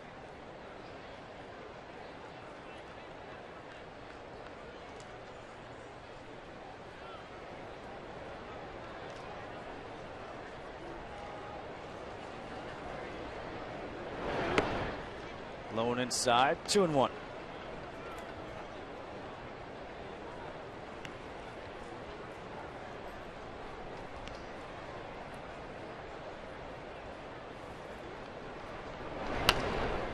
Popped up, foul, 2 balls and 2 strikes. The Angels won last night by the score of 8-1. Tomorrow, it'll be Doug Fister against C.J. Wilson in the 3rd game of this series. Should be a good pitching matchup. Doug Fister really throwing the ball well this year.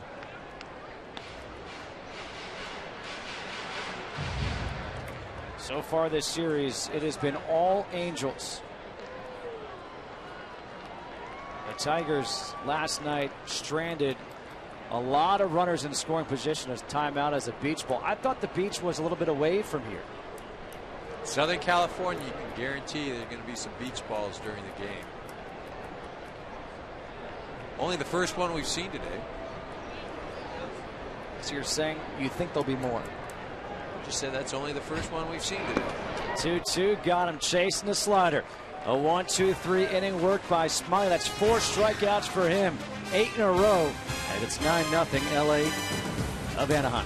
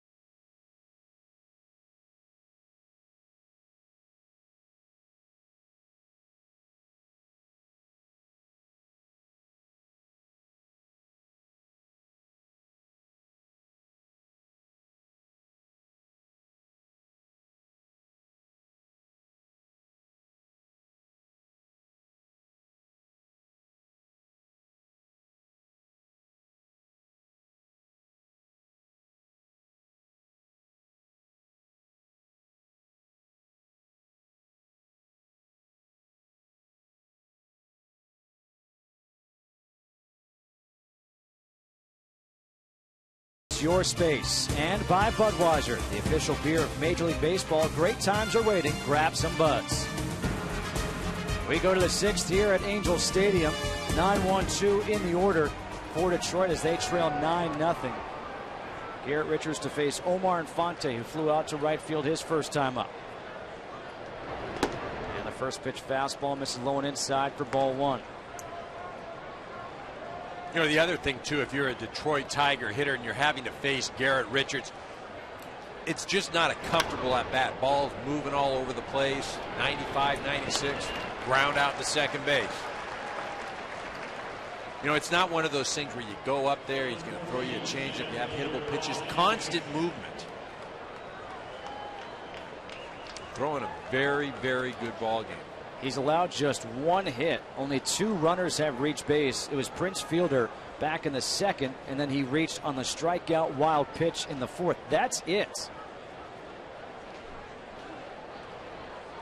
Austin Jackson is 0 for 2.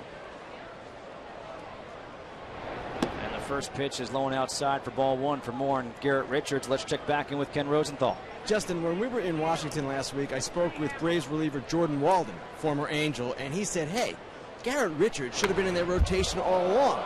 Now, Walden is biased. It's his former teammate and his friend, but it seems that Garrett Richards can only get in the Angels rotation when something happens with Jeff Weaver. 2 years ago, Weaver gets suspended for throwing at the Tigers' Alex Avila. Last year, Weaver had a back injury, and this year, Weaver with the fractured left elbow. Maybe now Richards can stay on his own merits. Well, he's looking good in this one. And the breaking ball misses 2 balls and 1 strike. On that last foul ball, Torrey Hunter in the on-deck circle, he was almost taken out. That ball may have skimmed him.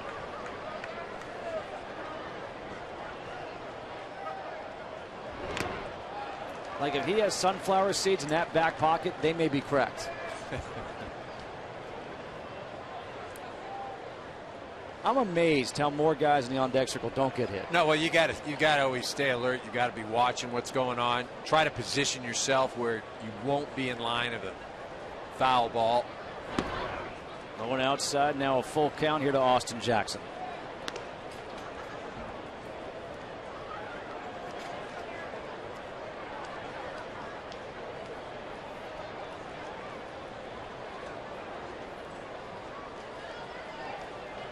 The 3-2 to Jackson. Chopper foul. We'll do it again at 3-2. I was impressed with Garrett Richards yesterday, speaking to him and just his approach to this team. You know, he talked about, yeah, we go over scouting reports, but ultimately I got to go out there and pitch my game, pitch to my strengths, and figure out what's working, what's not working, and go from there. Well, and that's taking responsibility. He's got the ball. He's on the mound. He makes the ultimate decision. 3-2, got him swinging strikeout number 7 for Garrett Richards. And now Torrey Hunter, who is alive after that foul ball, comes to the plate after spending 5 years out here in Anaheim. 2 All-Star appearances, 2 Gold Glove awards, 105 home runs, 432 RBIs, a couple of incredible catches, more than a couple. And he was a fan favorite and still is a fan favorite. And the first pitch fastball is outside. Time for the Ace Hardware Helpful Player Profile, brought to you by Ace, the helpful place. Those were his numbers with the Angels after signing that 5-year deal, coming over from the Minnesota Twins. Fouls it back. And it's 1 ball and 1 strike. Very well respected. Adds a lot to the clubhouse, to his teammates. I guess more than anything, if you're a manager with Torrey Hunter, you don't have to worry about it. You can pencil him in every day. Going to be consistent. Going to counsel the younger players.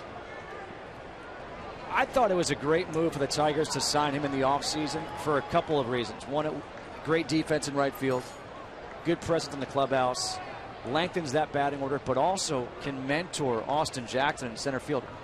Who better a mentor than that guy? 1-2, did he go? The appeal to first base. And Bruce Dreckman says he did not go. 2-2. I mean, you've got a Gold Glove winner, a great guy as a role model now for Austin Jackson. Not that Jackson needs all that much help in center field. 2-2, ground ball in the hole. Harris, long for across.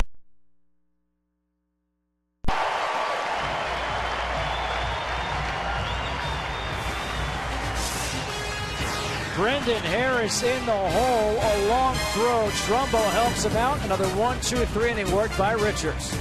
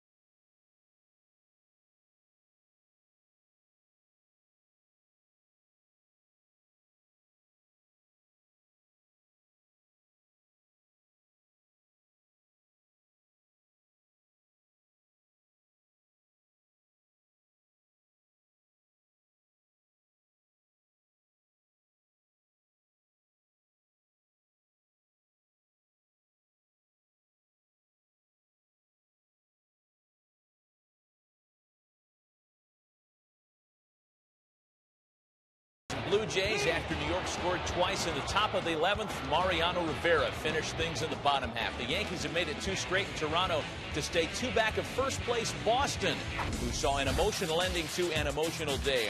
Andrew Bailey hung on, stranding the go-ahead runs in the 9th to record his 3rd save. Daniel Nava's 3-run 8th-inning home run the difference. The Red Sox win their first game back at Fenway since the tragic events earlier in the week. We send you back to Anaheim and Justin and Eric. All right, thanks, Matt. Back here in Anaheim, 9-0. The Angels lead the Tigers. Peter Borges will lead things off against Smiley. He takes the first pitch for a strike, 0-1. A new right fielder in the game now for the Tigers. It is Don Kelly. Replaces Torrey Hunter. Borges 3 for 3 with 3 infield singles. If he goes 4 for 4 with 4 infield singles, to me, that's a first. If he goes 4 for 4 with 4 infield singles, he ought to go looking for wallets, because this is just his day. No balls and 2 strikes here to Borges. 2 runs scored as well.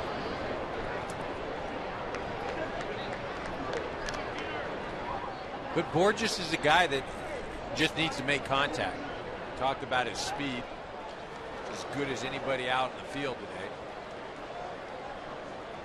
The problem is consistent contact. In the dirt, 1 ball and 2 strikes. True Smiley since coming in for Rick Porcello. 3 hits over 4 1/3. No runs, no walks, and 4 strikeouts. Ryan Villarreal is warming up in the pen there for the Tigers. On the inside corner, got him looking. A strikeout. Number 5 for Smiley. Ken, what do you have for us on Torrey Hunter? Actually, I was going to talk about Jared Weaver. We're going to check on Torrey Hunter. First of all, I want to apologize for Jared for calling him Jeff.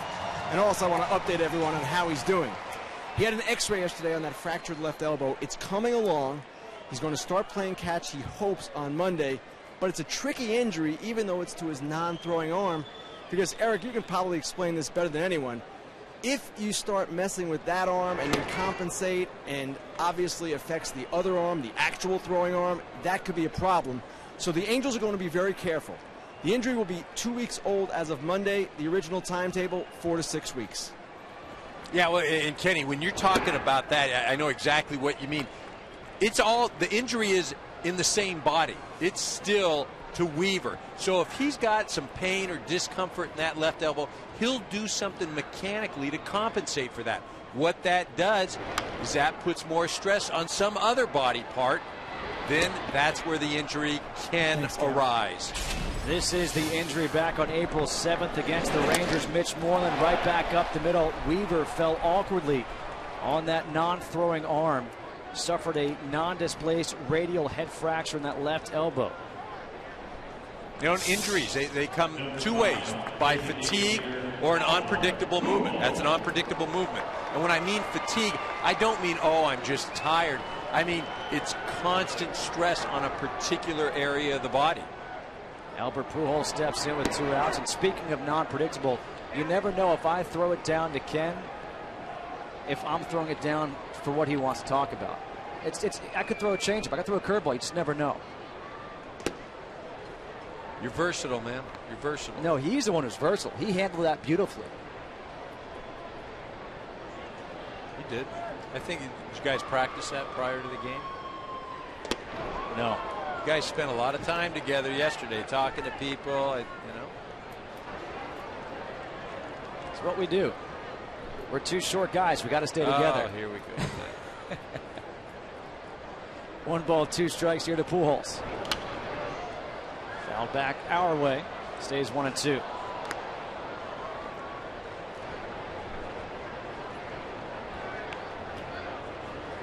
Albert Pujols is 2 for 3, a single, a double, an RBI, and a run scored in this one.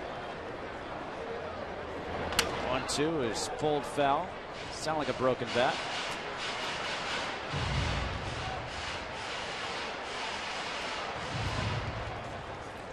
Kudos to the bat boy. That was about as fast as I've ever seen a new bat being brought out. Well, and if you're not fast, you're not going to be a bat boy for long. You got 1 or 2 things to do. It's not just like the old days, eating sunflower seeds and chewing gum, and got to work. Another 1-2. Got him swinging. A 1-2-3 inning work by Smiley. He has struck out 6 in relief. We'll return to Anaheim after a word from your local Fox station.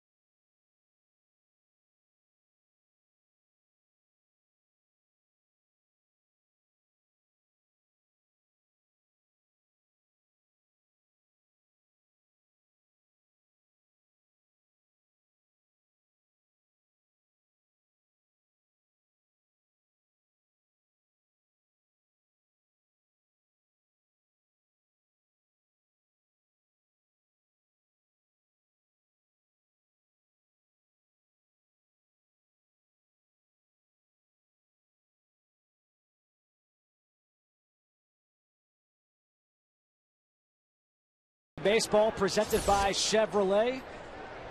We go to the 7th inning of a 9-0 ball game. Angels scored 9 runs, all coming in the first. And Miguel Cabrera will dig in against Garrett Richards. Cabrera 0 for 2 with 2 strikeouts. Richards starts him off with a slider, 0-1.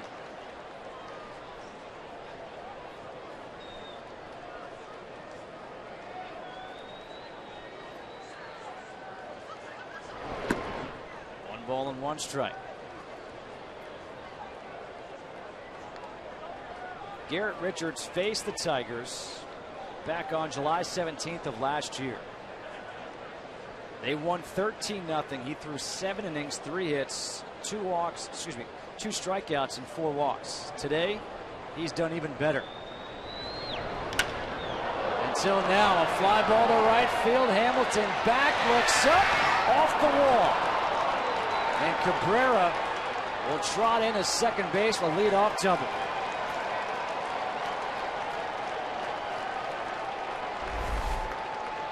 Well, we talked about Cabrera's opposite field power. This ball almost on the inner half of the plate. Lets it travel deep. Just drives it out to right field. A couple more feet and that thing's over the wall. See Hamilton play it well. That's where that high wall out there hurts you as a hitter. 3rd double of the year for Cabrera brings up Prince Fielder. First time since the 2nd inning that the Tigers have had a player in scoring position. Fielder fouls it back.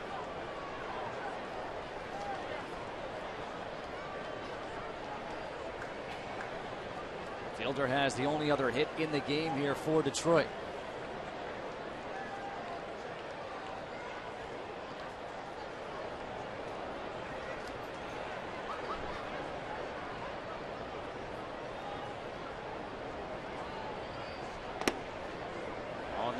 Missing inside. 1 ball and 1 strike.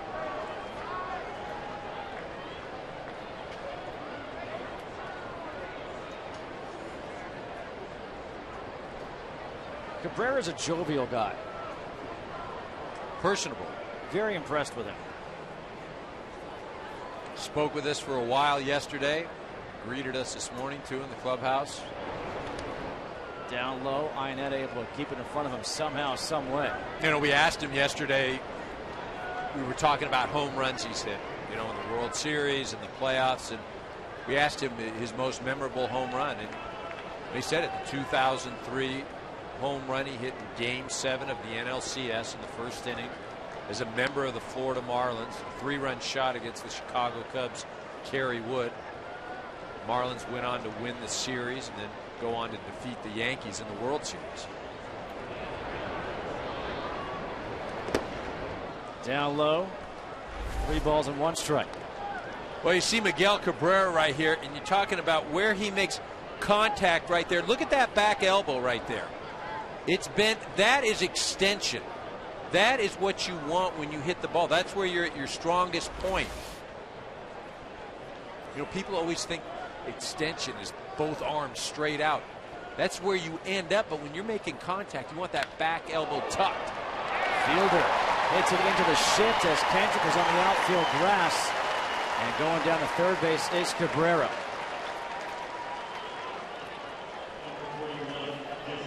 One away, runner on third in a 9-0 game. Justin Kutcher alongside Eric Karros here. And Eric, it was all coming in that first inning, and I think you and I both agree that we had never seen anything like that. The bad luck for Rick Porcello with those little dinkers, seeing eye base hits, and then, of course, the grand slam by Trout. Yeah, I mean, really, Rick Porcello had no luck. A lot of ground balls, but you've got to give the Angels credit.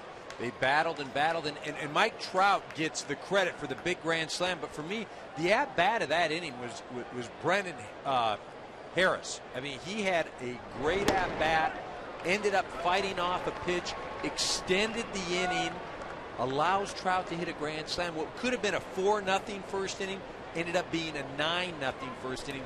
Really, for me, because of the at-bat Brendan Harris had against Rick Porcello. And since then, Garrett Richards has looked good.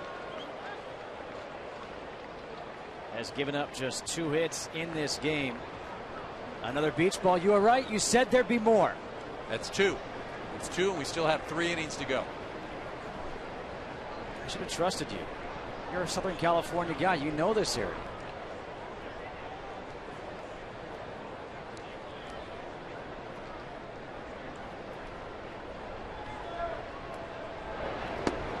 One changeup is inside and low. 1 ball and 1 strike.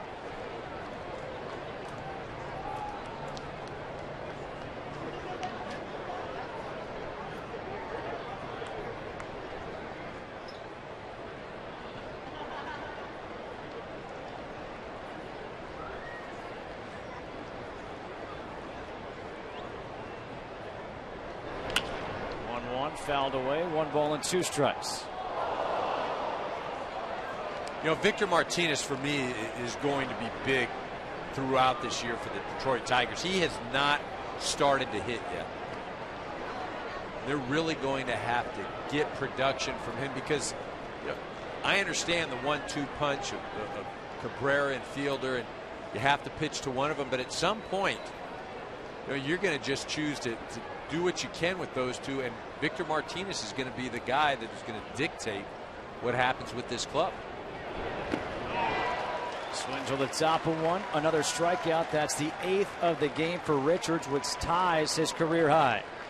Here is today's Just for Men Auto Stop Foolproof Stat. And it is Garrett Richards. Look at those numbers for him today. The big one for me, the 0 walks. I mean, granted, he got the great lead, but he's gone after hitters. He's been aggressive.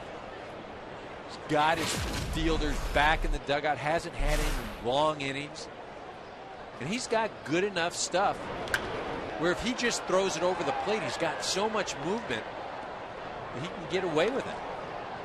Again, he's making the start in place of Jared Weaver for the 3rd straight year. And speaking to him yesterday, I got a chance to ask him when he made his first start of his major league career was against the Yankees. And I said, was there a time, any time where you kind of looked up and you were like, oh my God, I'm pitching to this guy?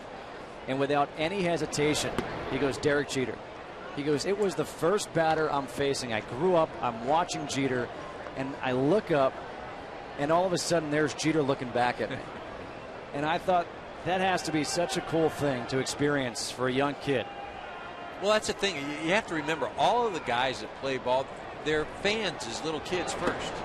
Well, nobody thinks when you're a little guy that, hey, I'm going to play in the big leagues. You're a fan of the game. You watch the game. You're following players. And then to find yourself on the field with these guys that you grew up idolizing or following, and it's a surreal moment. Maybe those guys one day will be playing. The 2-1. Ground ball, second base. Kendrick charging. And that'll do it here in the 7th. They strand a leadoff double. No runs on one hit, one man left on. Stretch them out here in Anaheim. 9-0 Angels.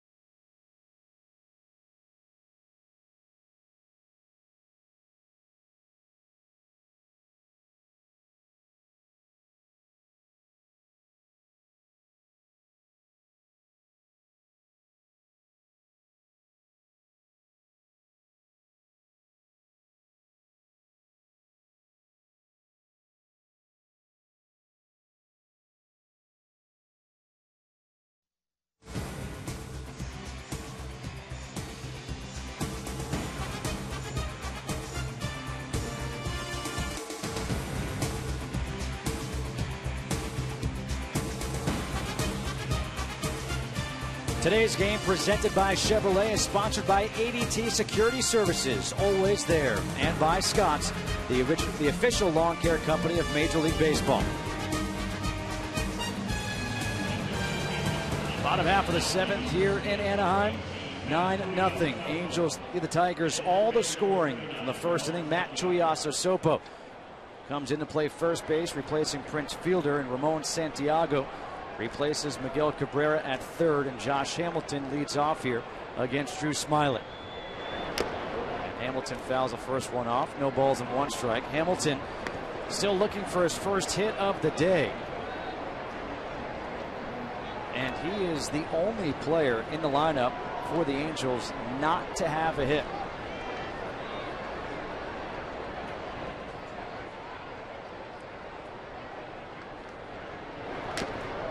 No balls and two strikes. Hamilton reached base back in the first and a walk scored on the 2-run single by Howie Kendrick. Since he's flown out and struck out.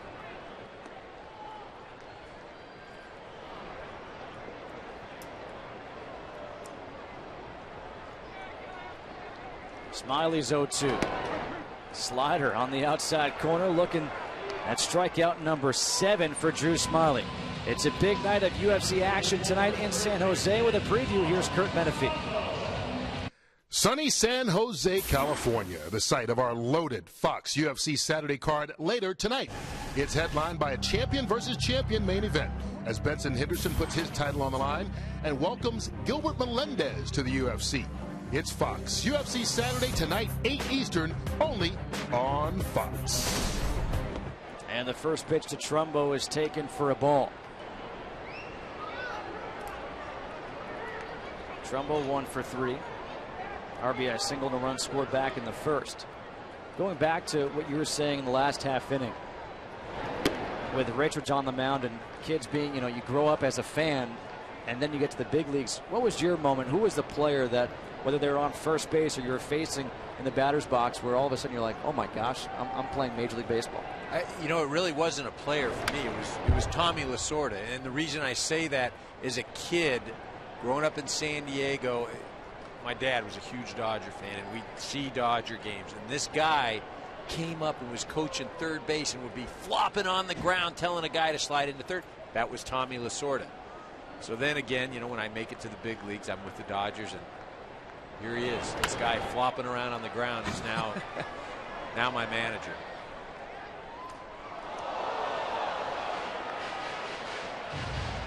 That's a beverage down right there. Beverage down. 2 balls, 2 strikes, the count here. He ends up with it. Yeah, he ends up with the ball. There's your third beach ball. Some make it onto the field, some just need a hug.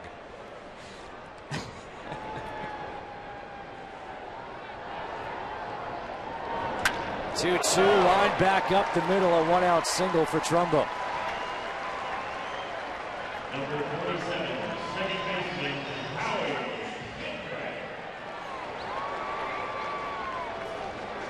Jim Leland is coming out. We're going to have a pitching change here in the 7th. 9-0, Angels on top.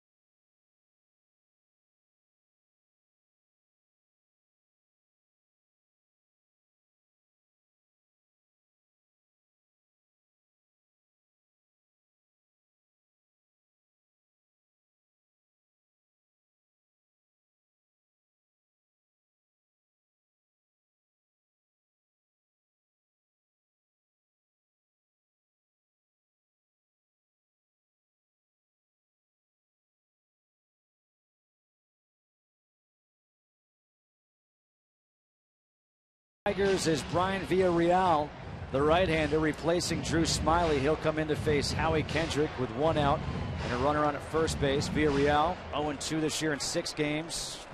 The ERA, that'll come down. Well, the thing about his struggles this year, the 7 walks. And that's something that right now you're coming into a game. It's a 9-0 game. You don't have to be fine. But what you do need to do is throw strikes.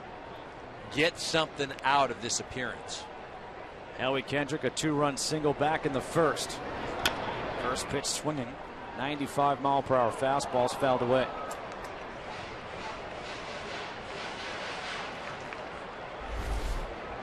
Drew Smiley, high five from Justin Verlander. Drew Smiley, you know what? He did his job. He came in and he kept his team at a deficit of 9. No, what he did do is he saved his bullpen. I mean, he allows the Tigers now to go really with a full complement tomorrow. Ground ball, Villarreal to second where Peralta is, over to first, and that's a 1-6-3 inning-ending double play. No runs on one hit, nobody left on. We're through 7, 9-0 Angels.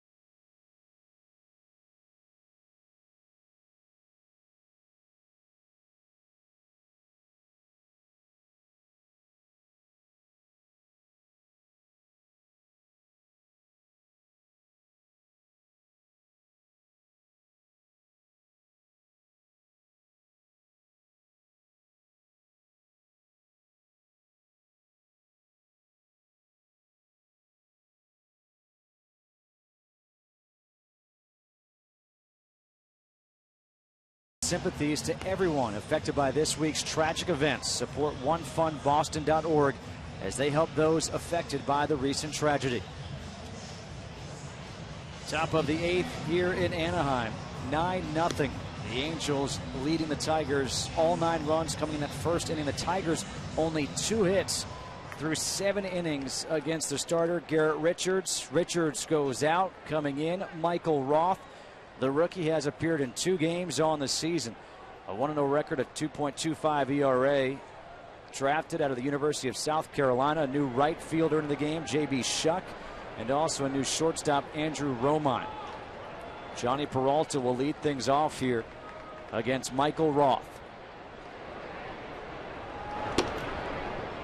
Michael Roth, not a hard-throwing left-hander, but a guy who knows how to pitch. Peralta 0 for 2 with 2 groundouts to short. And grounds one through the hole. The 3rd hit of the game for Peralta for the Tigers. And it's a leadoff single. Let's go to Matt Vasgersian at the MLB Network studios for a game break. Justin, Marlins and Reds, bottom of the 13th. Miami walks Joey Votto. Runners at the corners for Brandon Phillips, who on his bobblehead day hits a game-winning sac fly for his major league leading 20th RBI of the season. Unrelated note, Eric Karros bobblehead day coming up later this summer at Dodger Stadium, featuring human-like hair. Back to you guys. Yes. What day is that? We should all go there. I'm shocked that it's taken 3 weeks for Vasgersian to start getting on me. I knew it was inevitable. Now, let me ask this question. As far as the hair is concerned, is it the hair today or the hair that you had while you were playing? No, probably while I was playing. And that hair while I was playing is taller than Vasgersian. So. Take that, Matty. Doing a great job back in the studio for us. No balls, 1 strike to Alex Avila. And it's 1 ball and 1 strike. Michael Roth, a great story, won 2 national championships with the University of South Carolina. Again, not a hard throw, but somebody who knows how to pitch, learned how to pitch at a very young age. Gets a feel of a swing on the top of a fastball. And now he gets called up in his first year in really pro ball, and Mike Scioscia talked very highly of him this past week.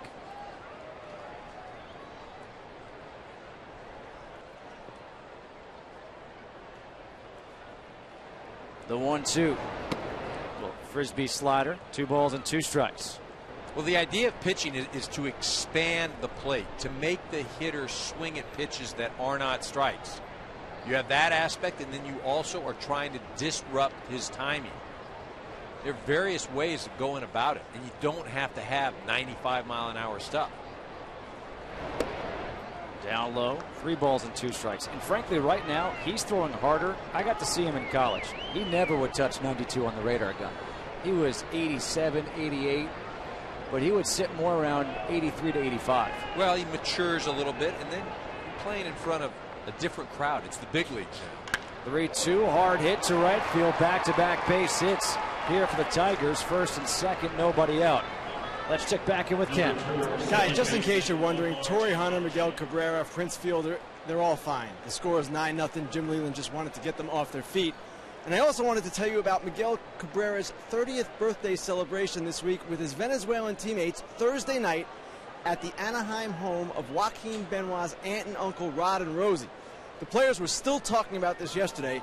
They feasted on Dominican food. Benoit is Dominican. It was goat, rice, avocado, and they also sang happy birthday to Cabrera both in English and in Spanish. That's pretty cool. 30th birthday. Yeah. That's what's amazing for me.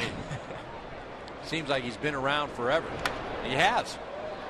Omar Infante fouls it back.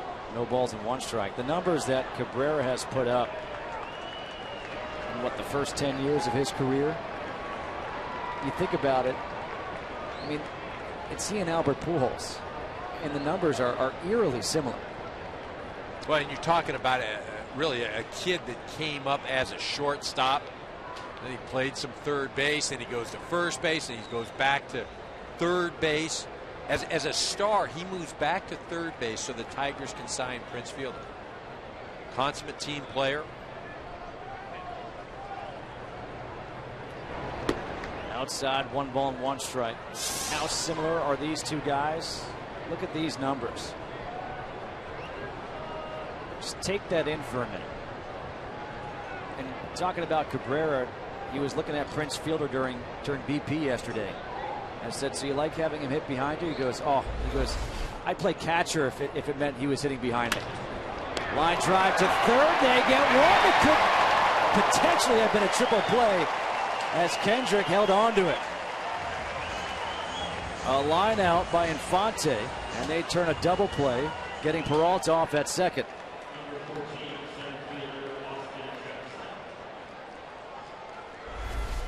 Well, Peralta has the lead. The ball's hit to third. He really doesn't have any opportunity to get back to second base. See Jimenez flipping it over. As you mentioned, Kendrick had an opportunity to throw to first. Leading by 9, I take it. Yeah. There was 1 triple play turn this year already. That was by the Yankees against the Orioles.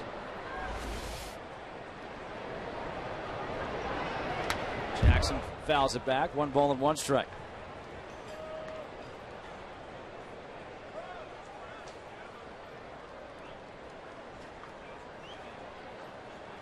Three things you need to know about Austin Jackson. I didn't know they rated 12-year-olds. No, that's what I was going to say. I want to know who was the best 9-year-old that year. Swings the changeup. 1 ball and 2 strikes. This guy's an athlete committed to Georgia Tech for both baseball and basketball. And he's a lover of dogs.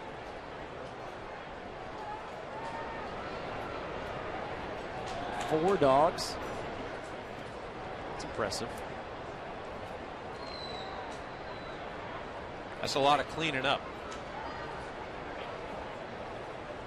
It's a lot of walking. That's a lot of cleaning up when you're walking.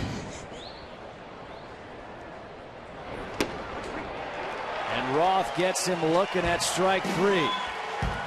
No runs on 2 hits, 1 left on. We're through 7.5. It's 9-zip Angels.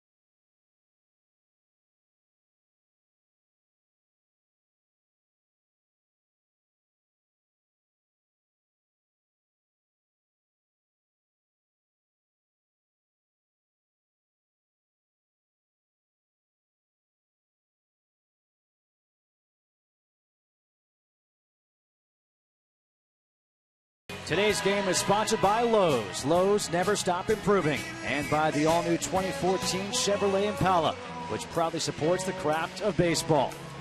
And Sweet Caroline being played here at Angel Stadium. A tribute to those in Boston.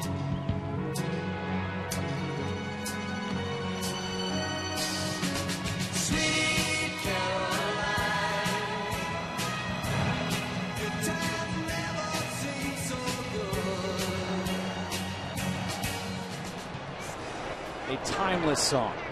Chris Ainetta to face Brian Villarreal. And the first pitch fastball at 97 in on the hands.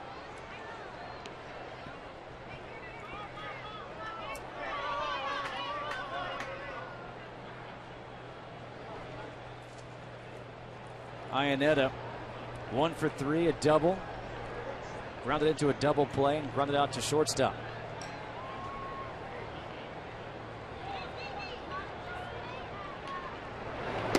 Low and outside with the fastball. 1 ball and 1 strike.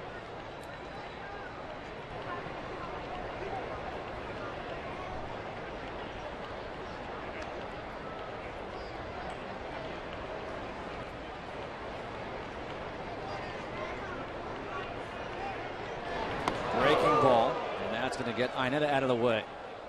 2 balls and a strike. By the way, in case you're wondering, I am wondering. Sweet Caroline is one of my 2 go-to songs for karaoke. What about on what about on a date? What's your go-to song on a date? Boys to Men, End of the Road. Really, you could sing that karaoke, huh? I didn't say I can. I said I do. It's your go-to song. Yes. What's it? I hate it. What's the first one? New York, Delight? New York. Oh, Frank New York. Sinatra. Really? Yeah. I can see you doing that. 2 balls, 2 strikes. The count here to Ainetta leading off the 8th inning. If you told me something like you came out of Eminem, Lose Yourself or something. I'm pretty good on that one too. Ooh, that one caught the free hand of Avila. It's always what you want in a 9-0 game. Take a foul tip off a finger, get something off a knee, a foot. A follow through on the head. Yeah, not a fresh day.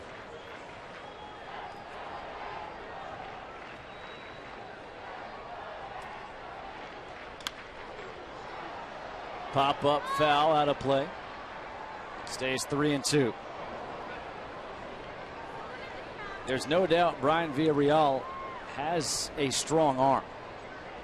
Up to 97, 98 here in this game. And like you said before, it's all about controlling it. Yeah, there's a ton of guys that have the physical tools to play at the big league level. But it's not just about being able to throw hard or hit a ball a mile. You've got to throw strikes. You've got to be able to react to certain situations.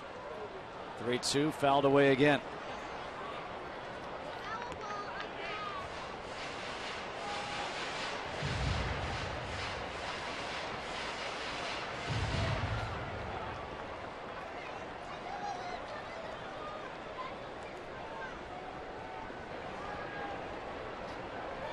No runs on 4 hits, no errors for the Tigers. 9 runs on 13 hits and no errors for the Angels. Another 3-2. Fastball missing up high. A leadoff walk issued here to Iannetta.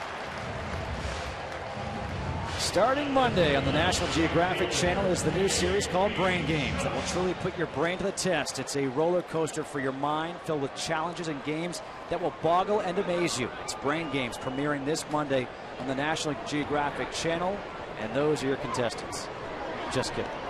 That's not even a promo right there for a new show that we're running on Fox. That was just straight out horse heads.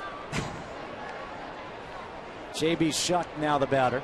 His first at bat of the day. And he takes the fastball low and inside for ball 1.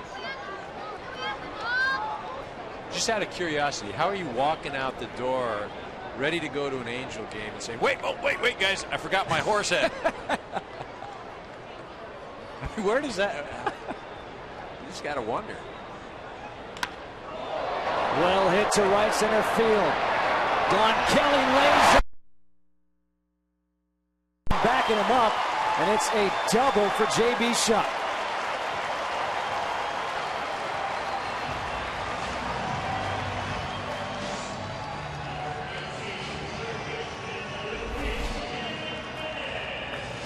Both outfielders making an effort. You know, what is difficult is Austin Jackson doesn't play alongside Kelly very often. It's Torrey Hunter out there. So the communication could get crossed. And again, right there, communication becomes very important because those guys, last thing you want to do is collide. Great effort, though, by Kelly.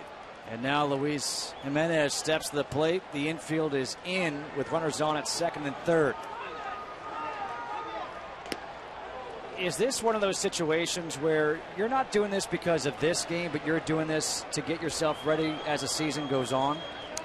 As Allen Iverson said, you're doing it for practice. That's what this is, just practice, practicing a situation. Granted, you have 2 guys out there that aren't your everyday infielders. And by the way, I think he said, we're talking about practice? Practice! Justin Kutcher alongside Eric Karros and Ken Rosenthal, bottom of the 8th inning. 9-0, Angels leading. Second and third, nobody out. Luis Jimenez at the plate against Brian Villarreal.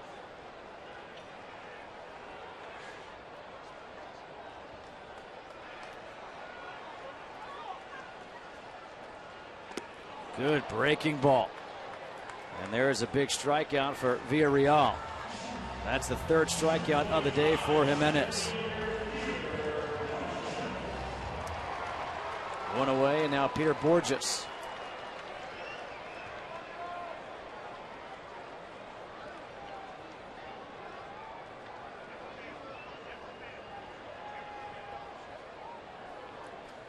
Peter Borges 3 for 4 with 3 infield singles and 2 runs scored.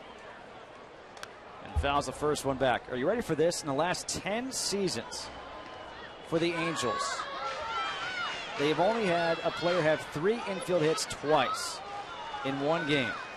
Today, Peter Borges, and the other, Albert Pujols. Wow, I would have never have guessed that. Last year against Oakland. I don't think anybody would have guessed that. 1 ball, 1 strike here to Borges. Well, as a hitter right now, you've got to love this situation. You've got the infield in. You've got a couple of guys out there that you can drive in. You've already had a heck of a day as far as getting 3 infield hits. Probably lying out now. Fell back out of play.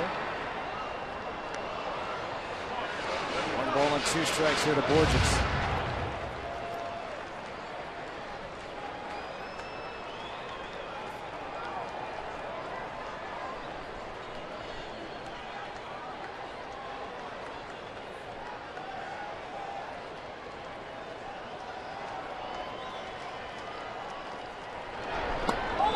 Breaking ball misses up high, 2-2.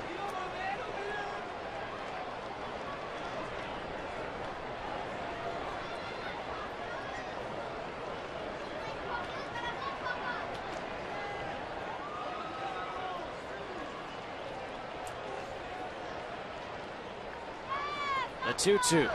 Another slider, low and outside, 3 balls and 2 strikes. And if Borges can work a walk, that would bring up Mike Trout with the bases loaded for the 2nd time today. And Trout, in his first time with the bases loaded, hit a grand slam over the center field wall.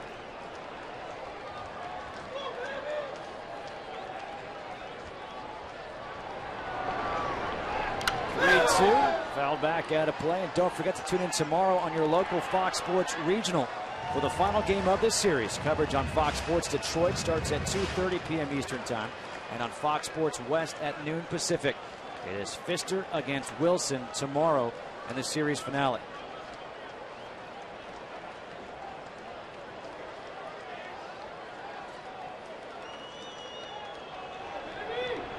Another 3-2 in the air to left field. Dirks going over on the warning track, makes the catch. Tagging up from third base is Iannetta. Sacrifice fly, and it's 10-0 Angels.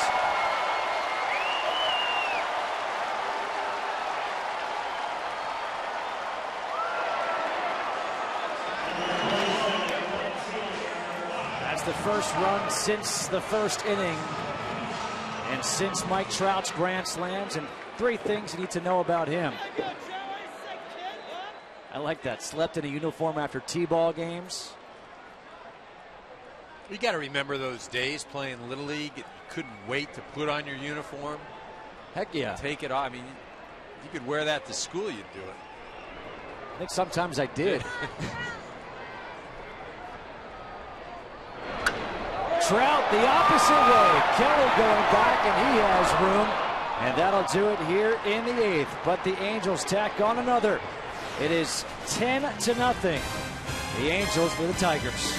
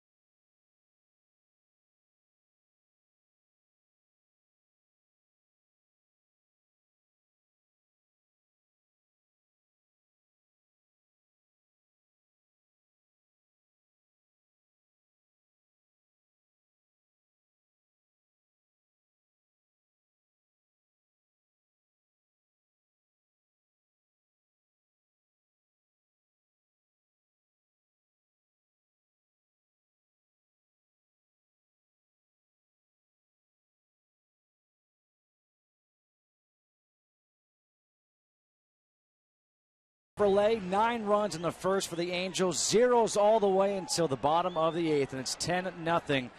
The LA Angels of Anaheim lead Detroit. Couple of defensive changes. Tommy Field, who was just called up, will now play second base because Mark Lowe went on the DL. A new pitcher into the game. That's Michael Kahn, and he will face Don Kelly in Don Kelly's first at-bat of this game.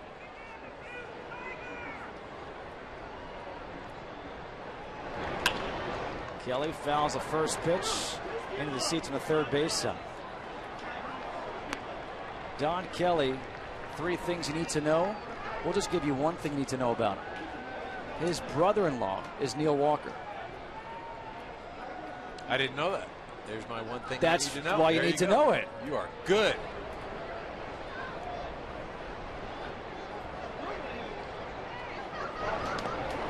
Kelly gets hit by the pitch. Did not offer on the swing, so he'll take first base. Now it's time for the King Plays of the Game, brought to you by Burger King, where taste is king. Well, for me today, it was all Garrett Richards. Came out and dominated this Detroit Tiger lineup. Granted, he had a 9-0 lead, but he still went out and attacked the hitters.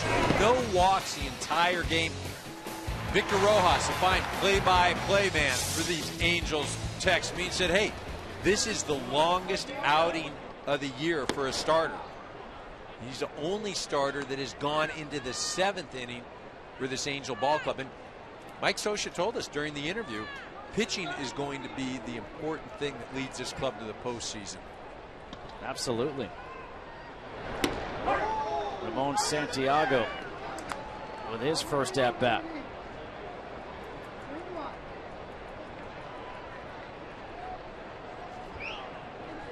You know, it's funny, we came on the air talking about how this was like an all-star game because of the players that we have in this game, where we talked about, you know, watching BP yesterday for this Angels team. You see Trout and Hamilton, Pujols, and you could throw in as far as power, Trumbo. Then you go for Detroit, and you've got Hunter and Cabrera and Fielder. Well, it's also like an all-star game because of all the changes we've had in this game. Yeah.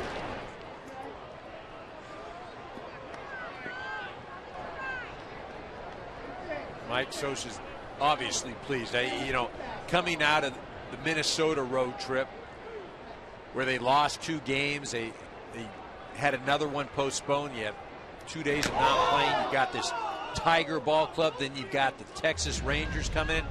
You know, and a lot of people are on the Angels because they want, you know, a 15 or 16-0 start, especially with all the moves. This has been big. They come out last night, beat Detroit. Detroit, one of the better teams in baseball. Today they make a statement. 3 balls and 2 strikes to count here to Santiago. And Santiago, a little broken bat flare to first base. Trumbo makes the catch, and Kelly goes back to first. 1 away now. And it's Matt Tuiasosopo to hit.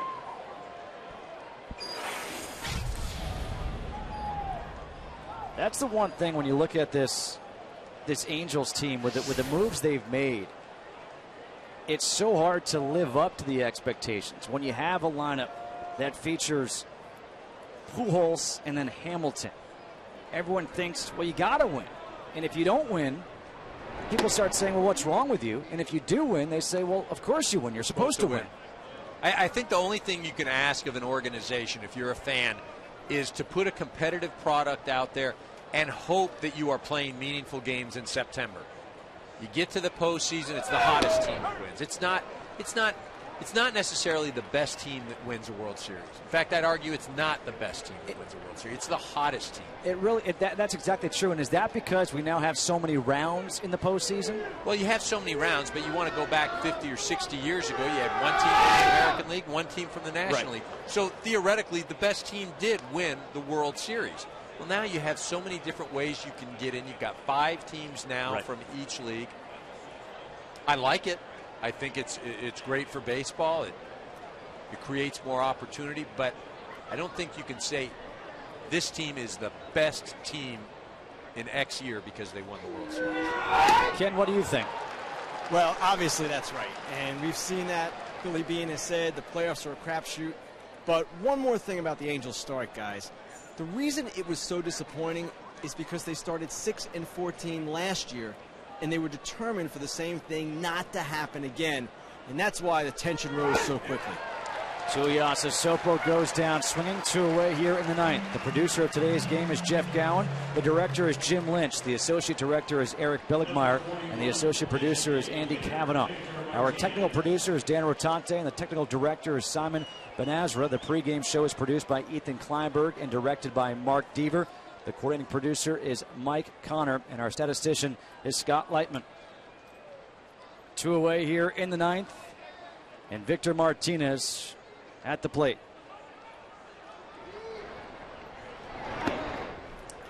The fastball misses outside for ball 1.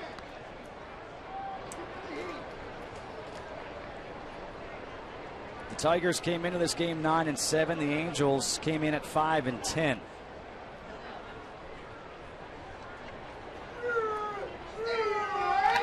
Martinez down the right field line. On the run, making a sliding catch, J.B. Shuck. And that's the way to end the ball game. Well, the Angels did it all day long. They came out, they exploded, they played good defense. They get some guys in there that don't get a lot of time. They're excited to be out there. They're going to go hard till the very end. Big win for the Angels today. They've created some momentum. The Angels take it 10-0. They take the first 2 games of this series. Last night 8-1. Today 10-0. For Eric Karros, Ken Rosenthal, and our entire crew, I'm Justin Kutcher saying so long. Now let's go to Matt Vasgersian at the MLB Network studios.